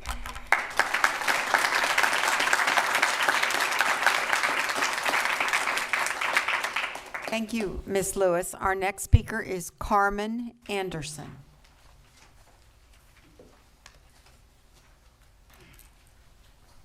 Good afternoon, everyone. I am here today to speak for the parents of Cy Ranch and for our freshmen, hopefully that they could have the opportunity to stay at the school. As a community, we implore the Cypress-Fairbanks School District Board to reconsider zoning modifications that could radically alter the emotional well-being of the families in this community. The only students that were adversely affected by the current attendance boundaries modifications are the students of Cypress Ranch. The current Cypress Ranch freshmen will be the only class so far that will not be allowed to graduate from the school in which they started. The pending changes as it stands will mean that our kids will have a greater possibility of losing lifelong friends, family alliances, and disrupting the support network that has been set up between neighbors, parents, students, and faculty.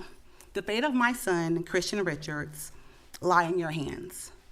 Over the past 3 years, Christian has followed the model that we presented to him. He has worked hard to achieve academic excellence as well as excelling in sports, in the sports arena. He shows pride in his work ethic, both on and off the field. Christian takes pride in his schoolwork and does his best to make greatness a way of life. He is highly respected by his teachers and peers and other parents in the community. His grades show he is committed to academic excellence by his achieving good grades. His distinction in sports is exemplified by accomplishments of being one of 2 freshmen to move from freshman to junior varsity and now to varsity in a single season. Removing his current environment would only diminish his accomplishments and cause irreparable damage to his esteem. The pending changes in high school locations can further mean missed opportunities that may help cover costs for his college education. Our family has made the exception of going to college a priority. We also encourage our boys to explore the resources available to them to help determine how to better reach their college goal for career rewarding afterwards. Christian's dedication to his current team, his efforts to lead his teammates, and his grades will help him achieve his dream of attending college.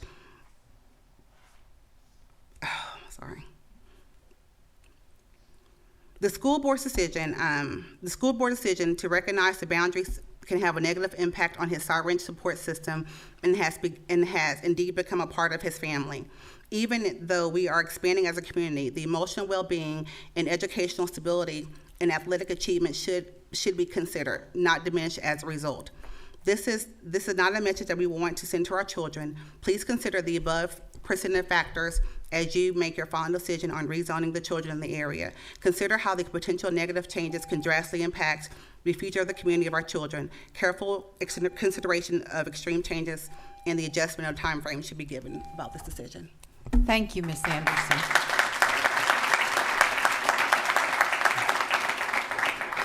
Our next speaker is Christian Richards.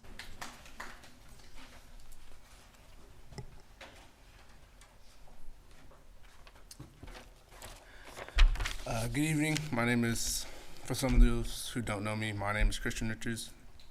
I'm a student athlete at Cypress Ranch and few of many freshmen to make the varsity team at Cypress Ranch. And you're probably asking yourself, why not out of practice? And I'll tell you why. Legacy is something we take pride in at Cypress Ranch, and it is constantly being built upon every year. And I want to build upon that throughout my high school career, and it's worth fighting for. You can't find any better opportunity to build a legacy for yourself and your school at any other school besides Cy Ranch. With going to a new school, you will have to wait 2 years before being able to participate on a varsity team in order to be seen by college scouts. Players must be on teams that competes at a higher level. Changing schools could prevent me from playing at a higher level I'm capable of and from being successful in the future. This could end my legacy as a player before it's really begun. Everyone at Cy Ranch has a purpose and desire. We've worked too hard now to step backwards, and taking students away from their school will give them less opportunities to achieve their goals. And Cy Ranch, we're all about being exceptional. This is a legacy that we are building. I don't want to speak for those who probably would like to go to the other school. I just ask that those who do want to stay are able to choose their path to their legacy.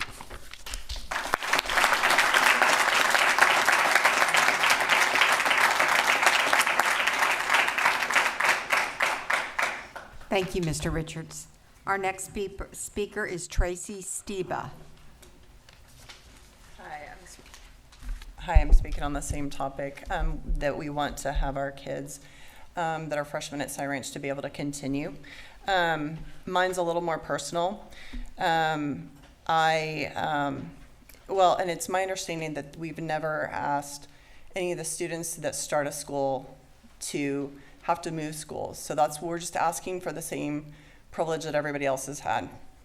I'm a single parent of 2 boys, and I moved intentionally to Bridgeland, the neighborhood and community prior to my oldest son starting 6th grade. I did that in order to give me and my boys 3 years to get fully integrated into the community and to allow my kids to build strong, lasting relationships before they entered high school. As a single mom, the 2 most important things to my boys, the 2 most important things they need are consistency and good male role models. After 3.5 years, that's what we have now. We have an amazing group of families that help support me and my boys, but you guys are really gonna rip all that away from us if you force us to finish out at a different high school. Yes, we can stay friends with people that we've made good relationships with, but when you move us to a new school, all of our time by default is gonna be at that new school, so we're not gonna have the time to spend with all the people that we've built these relationships with. It's not going to be the same as if we were going to continue with the coaches and the friends that we have today that are being allowed to stay at Ranch. My son thrives on sports and the associated interactions with his friends and the coaches on his teams. As a single mom, this has been invaluable to me. These men, both the coaches that he's built relationships with and the fathers of his friends are absolutely amazing role models. And I don't have that for him anywhere else. And you're asking me to literally start all over with that again. I can't rebuild those relationships overnight. My son has been playing baseball, basketball, football together with these kids from Smith Middle School since 6th grade, and even longer than that with some of these boys. So it's literally like you're splitting up our family. For my son, you will be taking away everything from him that I've tried to build for him. His friends, his coaches, and his opportunity to potentially play varsity before his senior year. And you're also setting us up to be rivals with the people that we consider family today. So, he spent hundreds and hundreds of hours with these boys, alongside them bonding through countless games, both winning and losing together, and it's really unimaginable that they'd have to turn around and play against them. I know I'm out of time, but I know the new Bridgeland School is going to be awesome. I have a younger kid that's going to go there, and we're super excited about that. We're just wanting this one class to not be forced to do something different than any of the other kids in Cy-Fair have had to do, and just allow them to finish out. Thank you.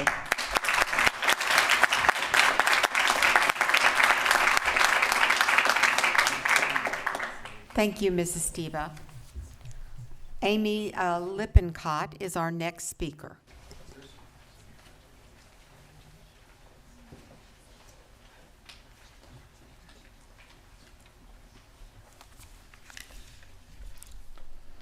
Good evening. My name is Amy Lippincott. I'm the mother of freshman Cade Lippincott at Cypress Ranch High School. Cade has had a great experience this year playing football, being on the homecoming court, and loving being in high school. Like Cade, we have been very active at our high school.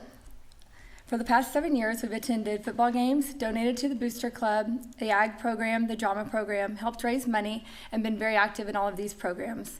We love Cade's teachers, his coaches, his friends, and the memories we've made here. But most of all, his education has been superior. Cy Ranch has high standards for academics, traditions, and leaderships. It is considered to be one of the best.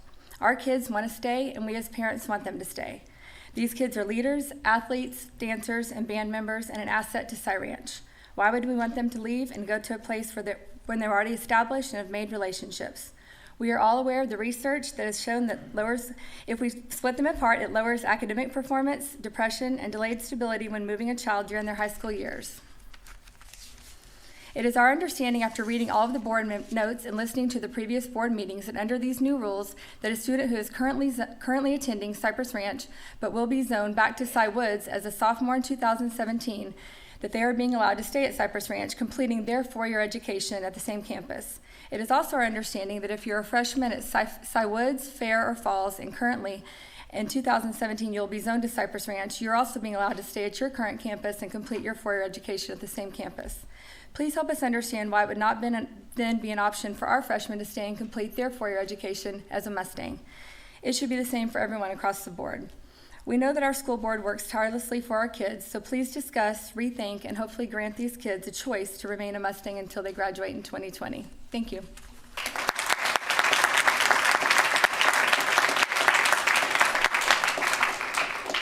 Thank you, Mrs. Lippincott.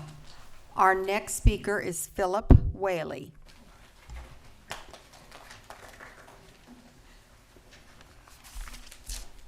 Hi, my name is Philip Whaley, and I'm a freshman at Cypress Ranch High School. I'm here to talk about the rezoning of Cy Ranch High School to Bridgeland High School for current 9th graders. Thank you for allowing me to speak to you tonight. I play in the percussion section of the Cypress Ranch Mustang Band and would like to speak with you about my involvement in the band. This year has been a great year of learning, performing, making relationships, and working towards a common goal. I've been a part of a summer band camp with an amazing group of people that are now my closest friends. We are participating in competitions and did a show for UIL that we are proud of. I have band directors that I know and look up to, and they know my strengths and weaknesses as a drummer. I have good chemistry with my percussion section, and we play well together.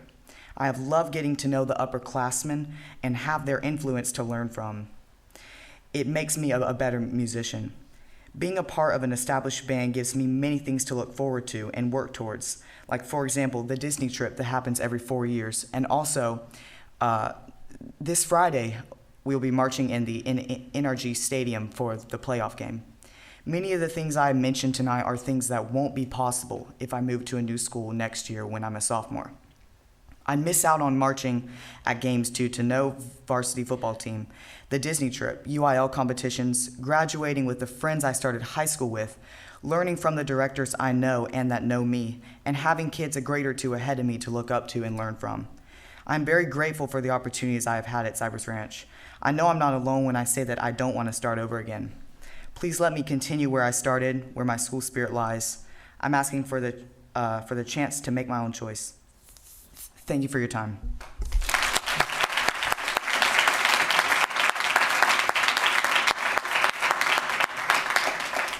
Thank you, Mr. Whaley. I want to let everyone know that these comments will be taken into consideration, and we are also getting comments online, and we are receiving emails. We will not make a decision on this issue until January, so we have time to think about it and look at all of the comments, so we appreciate you letting us know. I'll move on now to our board comments. Any board member may make a comment during this portion of the agenda without prior posting being required. Comment items may not pertain to the character of any student, staff, or board member and may not be discussed or deliberated upon at this time. We're going to start at this end. Ms. Blackshear. Dr. Henry, I would ask that going forward in years that we have a presidential election taking place. Since so many of our schools and facilities are utilized for voting, and that is a particularly heavy voter turnout, that we can consider in the future closing school that day so that just make it a school holiday for the kids. Okay. And then I just, you know, I'm still kind of the new kid on the block because this is my first year, about to finish my first year as a trustee. But I wanted to give a shout out to the 4 schools that I have visited since the last meeting, and they are Kirk Elementary with Annika Mayer, Kirk, and then Keith with Cheryl Fisher, Adam with Beth May, and Alt with Jeff LeCoq. And I have to tell you, with every visit I make to our schools, I am amazed at the learning that is taking place, the programs that we have in place, and the degree of dedication of our teachers. We're utilizing the technology from our 2014 bond election. And as I visited Keith and saw that happening, it's just so exciting. And I wish all of our citizens and patrons had the opportunity to see what is happening in our schools, to know what a great district it is, and the extraordinary opportunities that our students have. Thank you. Thank you, Ms. Blackshear. Mr. Ryan? First off, I always like citizen participation because we always like to hear from people in the district, but specifically tonight, Cassidy, Christian, and Philip, our students that spoke. I think it takes a lot of courage. I look back when I was 15, 16 years old. It takes a lot of courage to stand up in a room full of adults and share your passion so much. And I commend you for that. I think that was spectacular, by the way.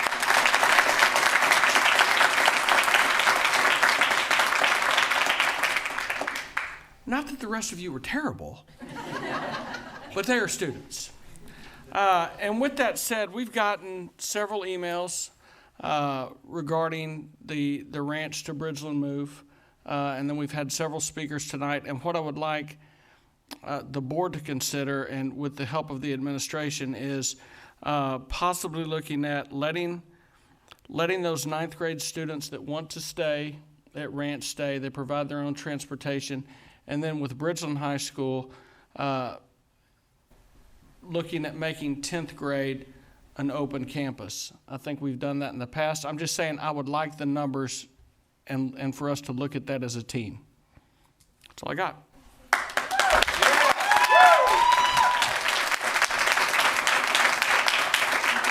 Thank you, Mr. Ryan. Mr. Covey? Just wanted to start out and say, number one, if you're in Cy-Fair, you had an excellent weekend to watch football at its expertise, and it was a lot of fun. And it's not just one high school. We had 4 that were competing. 3 were certainly successful, and that was a lot of fun. And then you parlay that into being able to go to Hello Dolly at Cy Ranch. That was awesome. And then I think at Salyard's today and tomorrow, they have a play that's going on that's also awesome. So we have everything you can possibly imagine within this district to be able to go to and to enjoy and see perfection.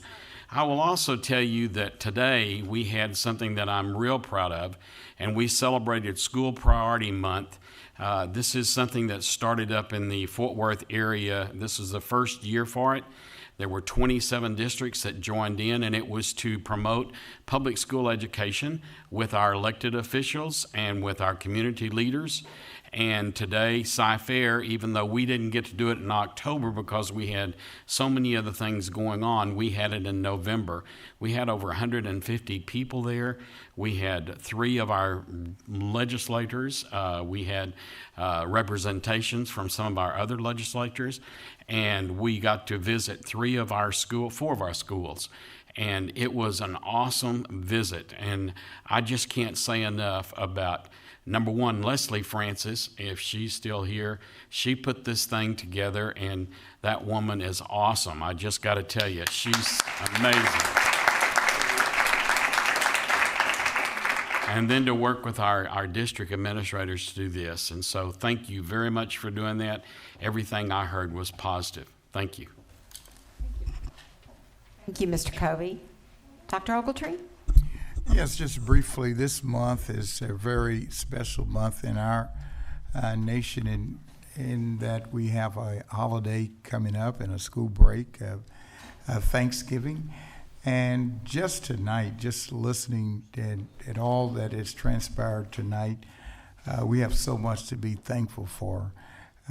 Last week we could be thankful that we live in a country where we can vote and exercise our choice on different candidates, and we should also be so thankful that for public education and for the ability to educate each and every child, give every child an opportunity to be successful in this country.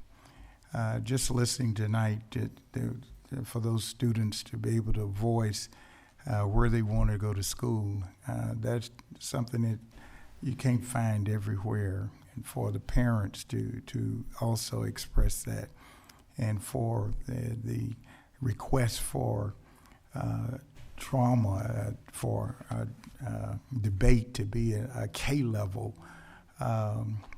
it's just something that we should take in and be so thankful that we have these freedoms and these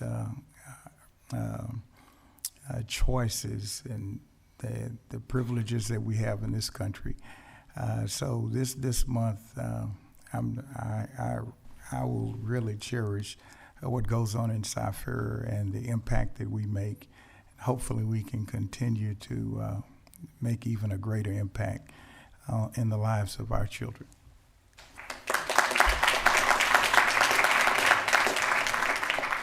Thank you, Dr. Ogletree. Ms. Hartley? I just really quickly wanted to tack on to what Pastor O said and just be thankful for that we live in a district that is so giving and open to hearing from our students, from our parents. And I want to thank the administration and this board for really putting that forward, making that a top priority, in that we listen to our students and the staff and our parents. So thank you. Thank you, Ms. Hartley. Mr. Jackson? We are generally advised by council that we should not comment on anything that comes out of citizen participation.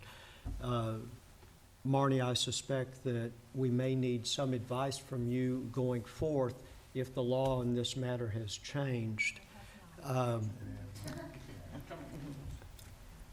Clearly, we would all like to communicate based on what we hear, but council advises us that in the state of Texas, we should not do that. So merely because we don't does not mean that we have not heard the words that have been said.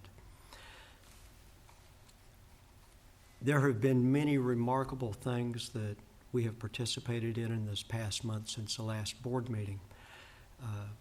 I too would add to the visit where my colleagues, Mr. Covey and Ms. Mongoya, went today. Remarkably enough, in addition to having 3 elected officials present, we also had the retired president and chief executive officer of Shell Oil come and address us.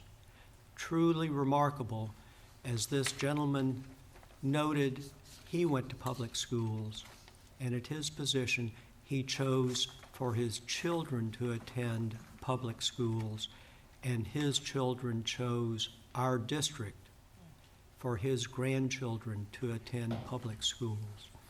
All of this comes at a time when the Houston Chronicle has reminded us, with the failure of ITT costing hundreds of millions of dollars of damage, as privatization of public education has been shown not to give us the benefits that are often touted.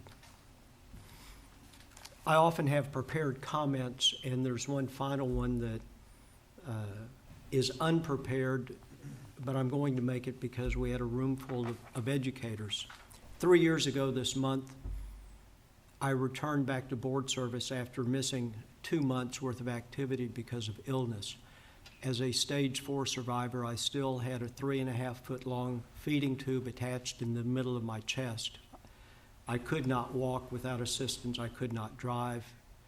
Talking was difficult. Hearing was difficult. Eating remains a challenge. The statistical analysis from MD Anderson told me that I would not be here with you this evening. However, central management has always been supportive, but for the principals who filled this room, the true outpouring of support carried me until I could walk by myself, and they continue to give me ongoing support. And for you principals who are no longer here, but those of you who remain, understand that I will always remember this, and I will always endeavor to do my best.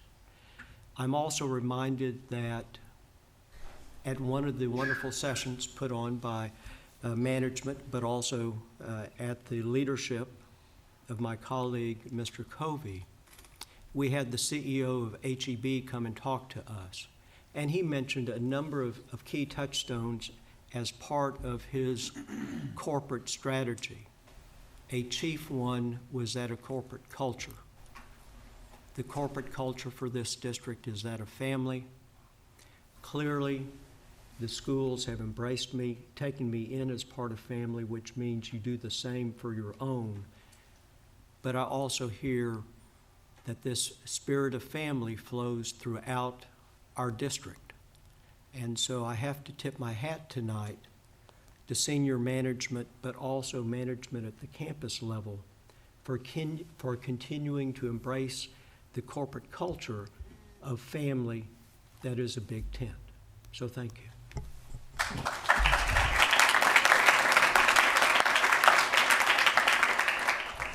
Thank you, Mr. Jackson, and we are all very glad that you're still sitting at the table with us.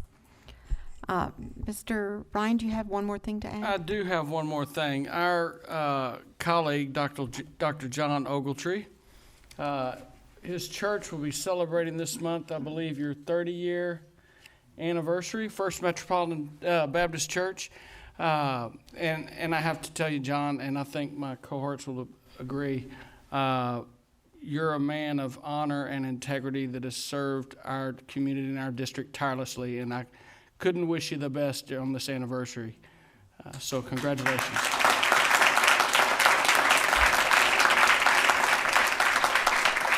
And let's not leave out Lady O, because I do not want to forget her. Thank you. Because she, after all, is the better half. I don't think I can add anything to those comments. We've had, once again, a great month in Cy-Fair, and we appreciate so much the work that's done by administration and by our teachers and by our students, because it is the key to our success is those students and all the time that they spend doing the work that they do with the help of their teachers and the administrators. I'd like to move now to action items.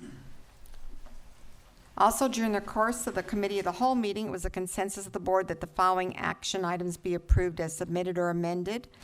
The consensus action items are A, the board will consider approving the tax refunds of $500 or greater for Cypress-Fairbanks ISD. B, the board will consider approving the minutes of the October 10th, 2016 regular meeting. And then on Thursday, the following non-consensus items were placed on the consensus agenda. 6A, the board will consider approving awarding bids and contracts and/or authorizing purchase orders as recommended in the posted agenda item. 1, marketing services. 2, music supplies. 3, point of sale, POS system. B, the board will consider approving the budget amendments for the period of July 1st, 2016 through September 30th, 2016. E, the board will consider approving on first readings additions, revisions, or deletions to district policies. 1, CDC local, other revenues, grants from private sources, an addition. 2, EHBD local, special programs, federal Title I revision. F, the board will consider approving on second reading additions, revisions, or deletions to district policies. 1, CLE local, building grounds and equipment management, flag displays, addition. 2, DNB local performance appraisal, evaluation of other professional employees, revision. G, the board will consider approving a request for a Texas Education Agency waiver to allow high school students to early release during semester exam administration. H, the board will consider approving the district instructional material recommendations for the algebraic reasoning course. J, the board will consider approving construction proposals and contracts paid from the 2014 bond funds to the recommended contractor and authorize the superintendent or designee to execute all necessary documents related to such contract. K, the board will consider, and that's Holmesley Elementary School renovations. K, the board will consider approving and authorizing the superintendent or designee to enter into the miscellaneous professional contract service related to the following project. Again, Holmesley Elementary School renovations. And L, the board will consider approving the granting of a temporary construction easement to KB Home Lone Star, Inc. to perform grading operations along a portion of the east property line at the Cypress Creek High School, New Madsky Elementary School site, and authorize the superintendent or designee to negotiate the final terms and execute all related documents. Is there any board member that would like to remove one or more of these items for further discussion? Any? At this time, I will entertain a motion. Madam President, I move that we approve the consent agenda as presented and or amended. Second. Thank you, Mr. Covey. All those in favor signify by raising your right hand. There is no opposition. That's unanimous. Let's move on now to action items non-consensus. 6C, the board will consider approving the district's 2016 comprehensive annual financial report and accept the auditor's report on the district's general purpose financial statements for the fiscal year ended June 30th, 2016.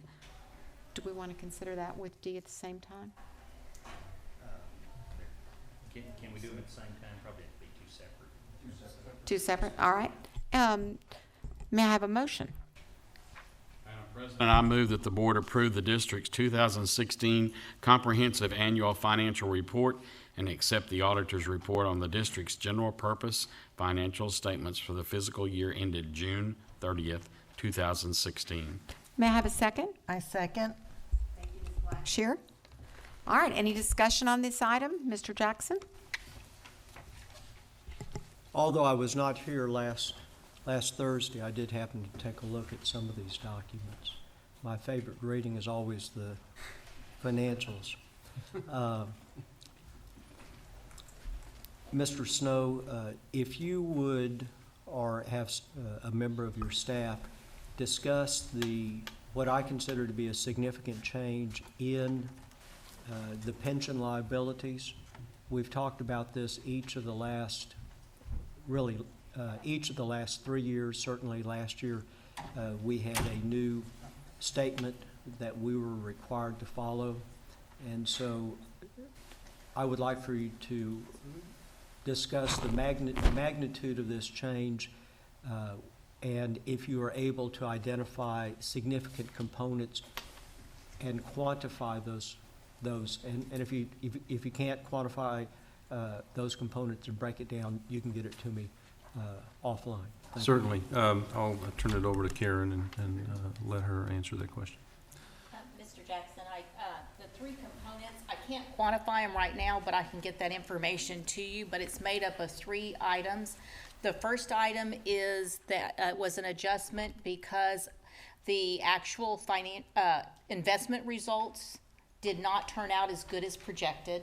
So they have actuarial results that project that, and they weren't as good as projected. Also, every 5 years they update the mortality rates, and this happened to be the year that they were updating the mortality rates, which affected the liability. The other item was the way GASB 68 works is it's based on a district's contributions to the plan. And the district's contributions went up significantly this particular year because it was the first year that the district had to contribute the 1.5%, the additional 1.5%, because they do not contribute to Social Security. And so that was the biggest reason, one of the biggest reasons for the increases was that particular item. And also, let me remind you that pension liability is reflected on our government-wide financial statements, not our operating results in terms of the governmental fund statements. And so that is even reflected in the statement of net position. And with that pension liability, the unfunded liability, we still have about $102 million of net worth as reflected in that net position statement. You mentioned that there was a difference between actual and forecasted. Contained within the footnotes are the assumptions being used for the average return on the stock market, for the investment returns. You also have contained within there a small amount of sensitivity analysis that shows the swing. If you would, once again, comment on the magnitude of what that sensitivity analysis does, and whether or not a swing as big as what we saw could happen again, either up or down. And then secondly, please comment on the assumption that was used and where that assumption came from. I'm not sure if I'm understanding you on that, the assumption part that you're asking. Can Well, you clarify on that? Within the footnotes, you show that that the key assumption is you expect an 8% annual rate of return on investments. Yes, and that's actually on page 68, I believe. Oh, no, I'm on the wrong page. On page 66. And that is how the financials, it's based on the 8%, and then they'll show the 1% decrease and the 1% increase of what it would be if it were those results. They're estimating that they're not estimating that it'll be real different from that, but they said they had a worse year back in 2000. I think it was based on 2014, wasn't it, Debbie? I believe so. That was actually a really bad year where they were off and there was changes in the investments, and that 2015 was better. So that was a particular year where it was worse in 2014. Also, let me just, I know that a lot of folks in the audience don't know what we're talking about in terms of, but certainly all of our employees are in the teacher retirement system of Texas. And we, along with the employee, the district, along with the employee and the state, all contribute to the funding of that teacher retirement system. This is not a retirement plan that the district holds on its own. It's the teacher retirement system of Texas, and we're required to, on a pro rata share, report what our share would be on the total state of Texas unfunded liability is for that retirement system. And so, and that's based on our enrollment as compared with all other districts in the state. That's, again, I just wanted to clarify, but that is the teacher retirement system of Texas that we're talking about, and our pro rata share of that unfunded liability that we're required to report on. And a follow-up on that, trying to develop a somewhat richer answer for the key assumption of an 8% annual rate of return on investments. Is that a 8% number that the district has come up with, the auditors have come up with, or is it rather the state of Texas and that system that we are paying into has developed? TRS, it's from TRS. And it's from, this information actually comes from their annual financial report. And they provide us the footnote information related to all the actuarial data. So since we are a contributor to this pension plan that covers the entire state of Texas, we do not pick any of those assumptions. That's correct. That's correct. That's determined by the state, the actuarial firm that they use in conducting that actuarial review. Certainly if that rate of return was less, then obviously that unfunded pension liability would be greater as you move toward a lesser amount of rate of return. Very good, thank you. Are there any other questions on that motion? All those that approve of the motion, please signify by raising your right hand. All those, I'm sorry, I didn't see your right hand. Well, I raised mine, but they had theirs down. I thought everybody had theirs. Okay, so it's unanimous. I'm sorry, I just need to see all the hands at once. I apologize.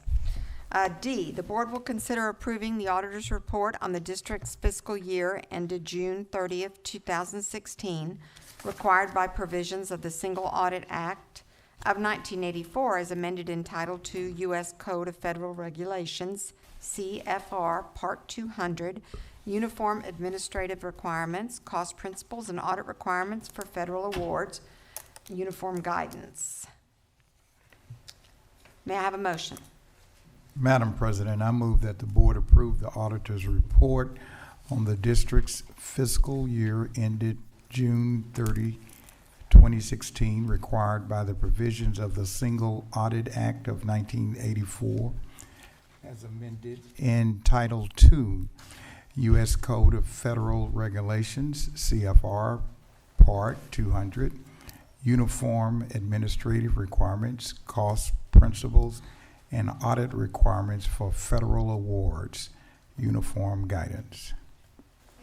Ogletree, may I have a second? Second. Thank you, Ms. Hartley. All those in favor signify by raising your right hand. It's also unanimous.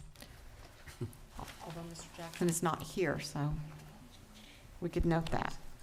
At this time, we will go on to the superintendent's briefing portion of the agenda. Dr. Henry will make comments and provide information.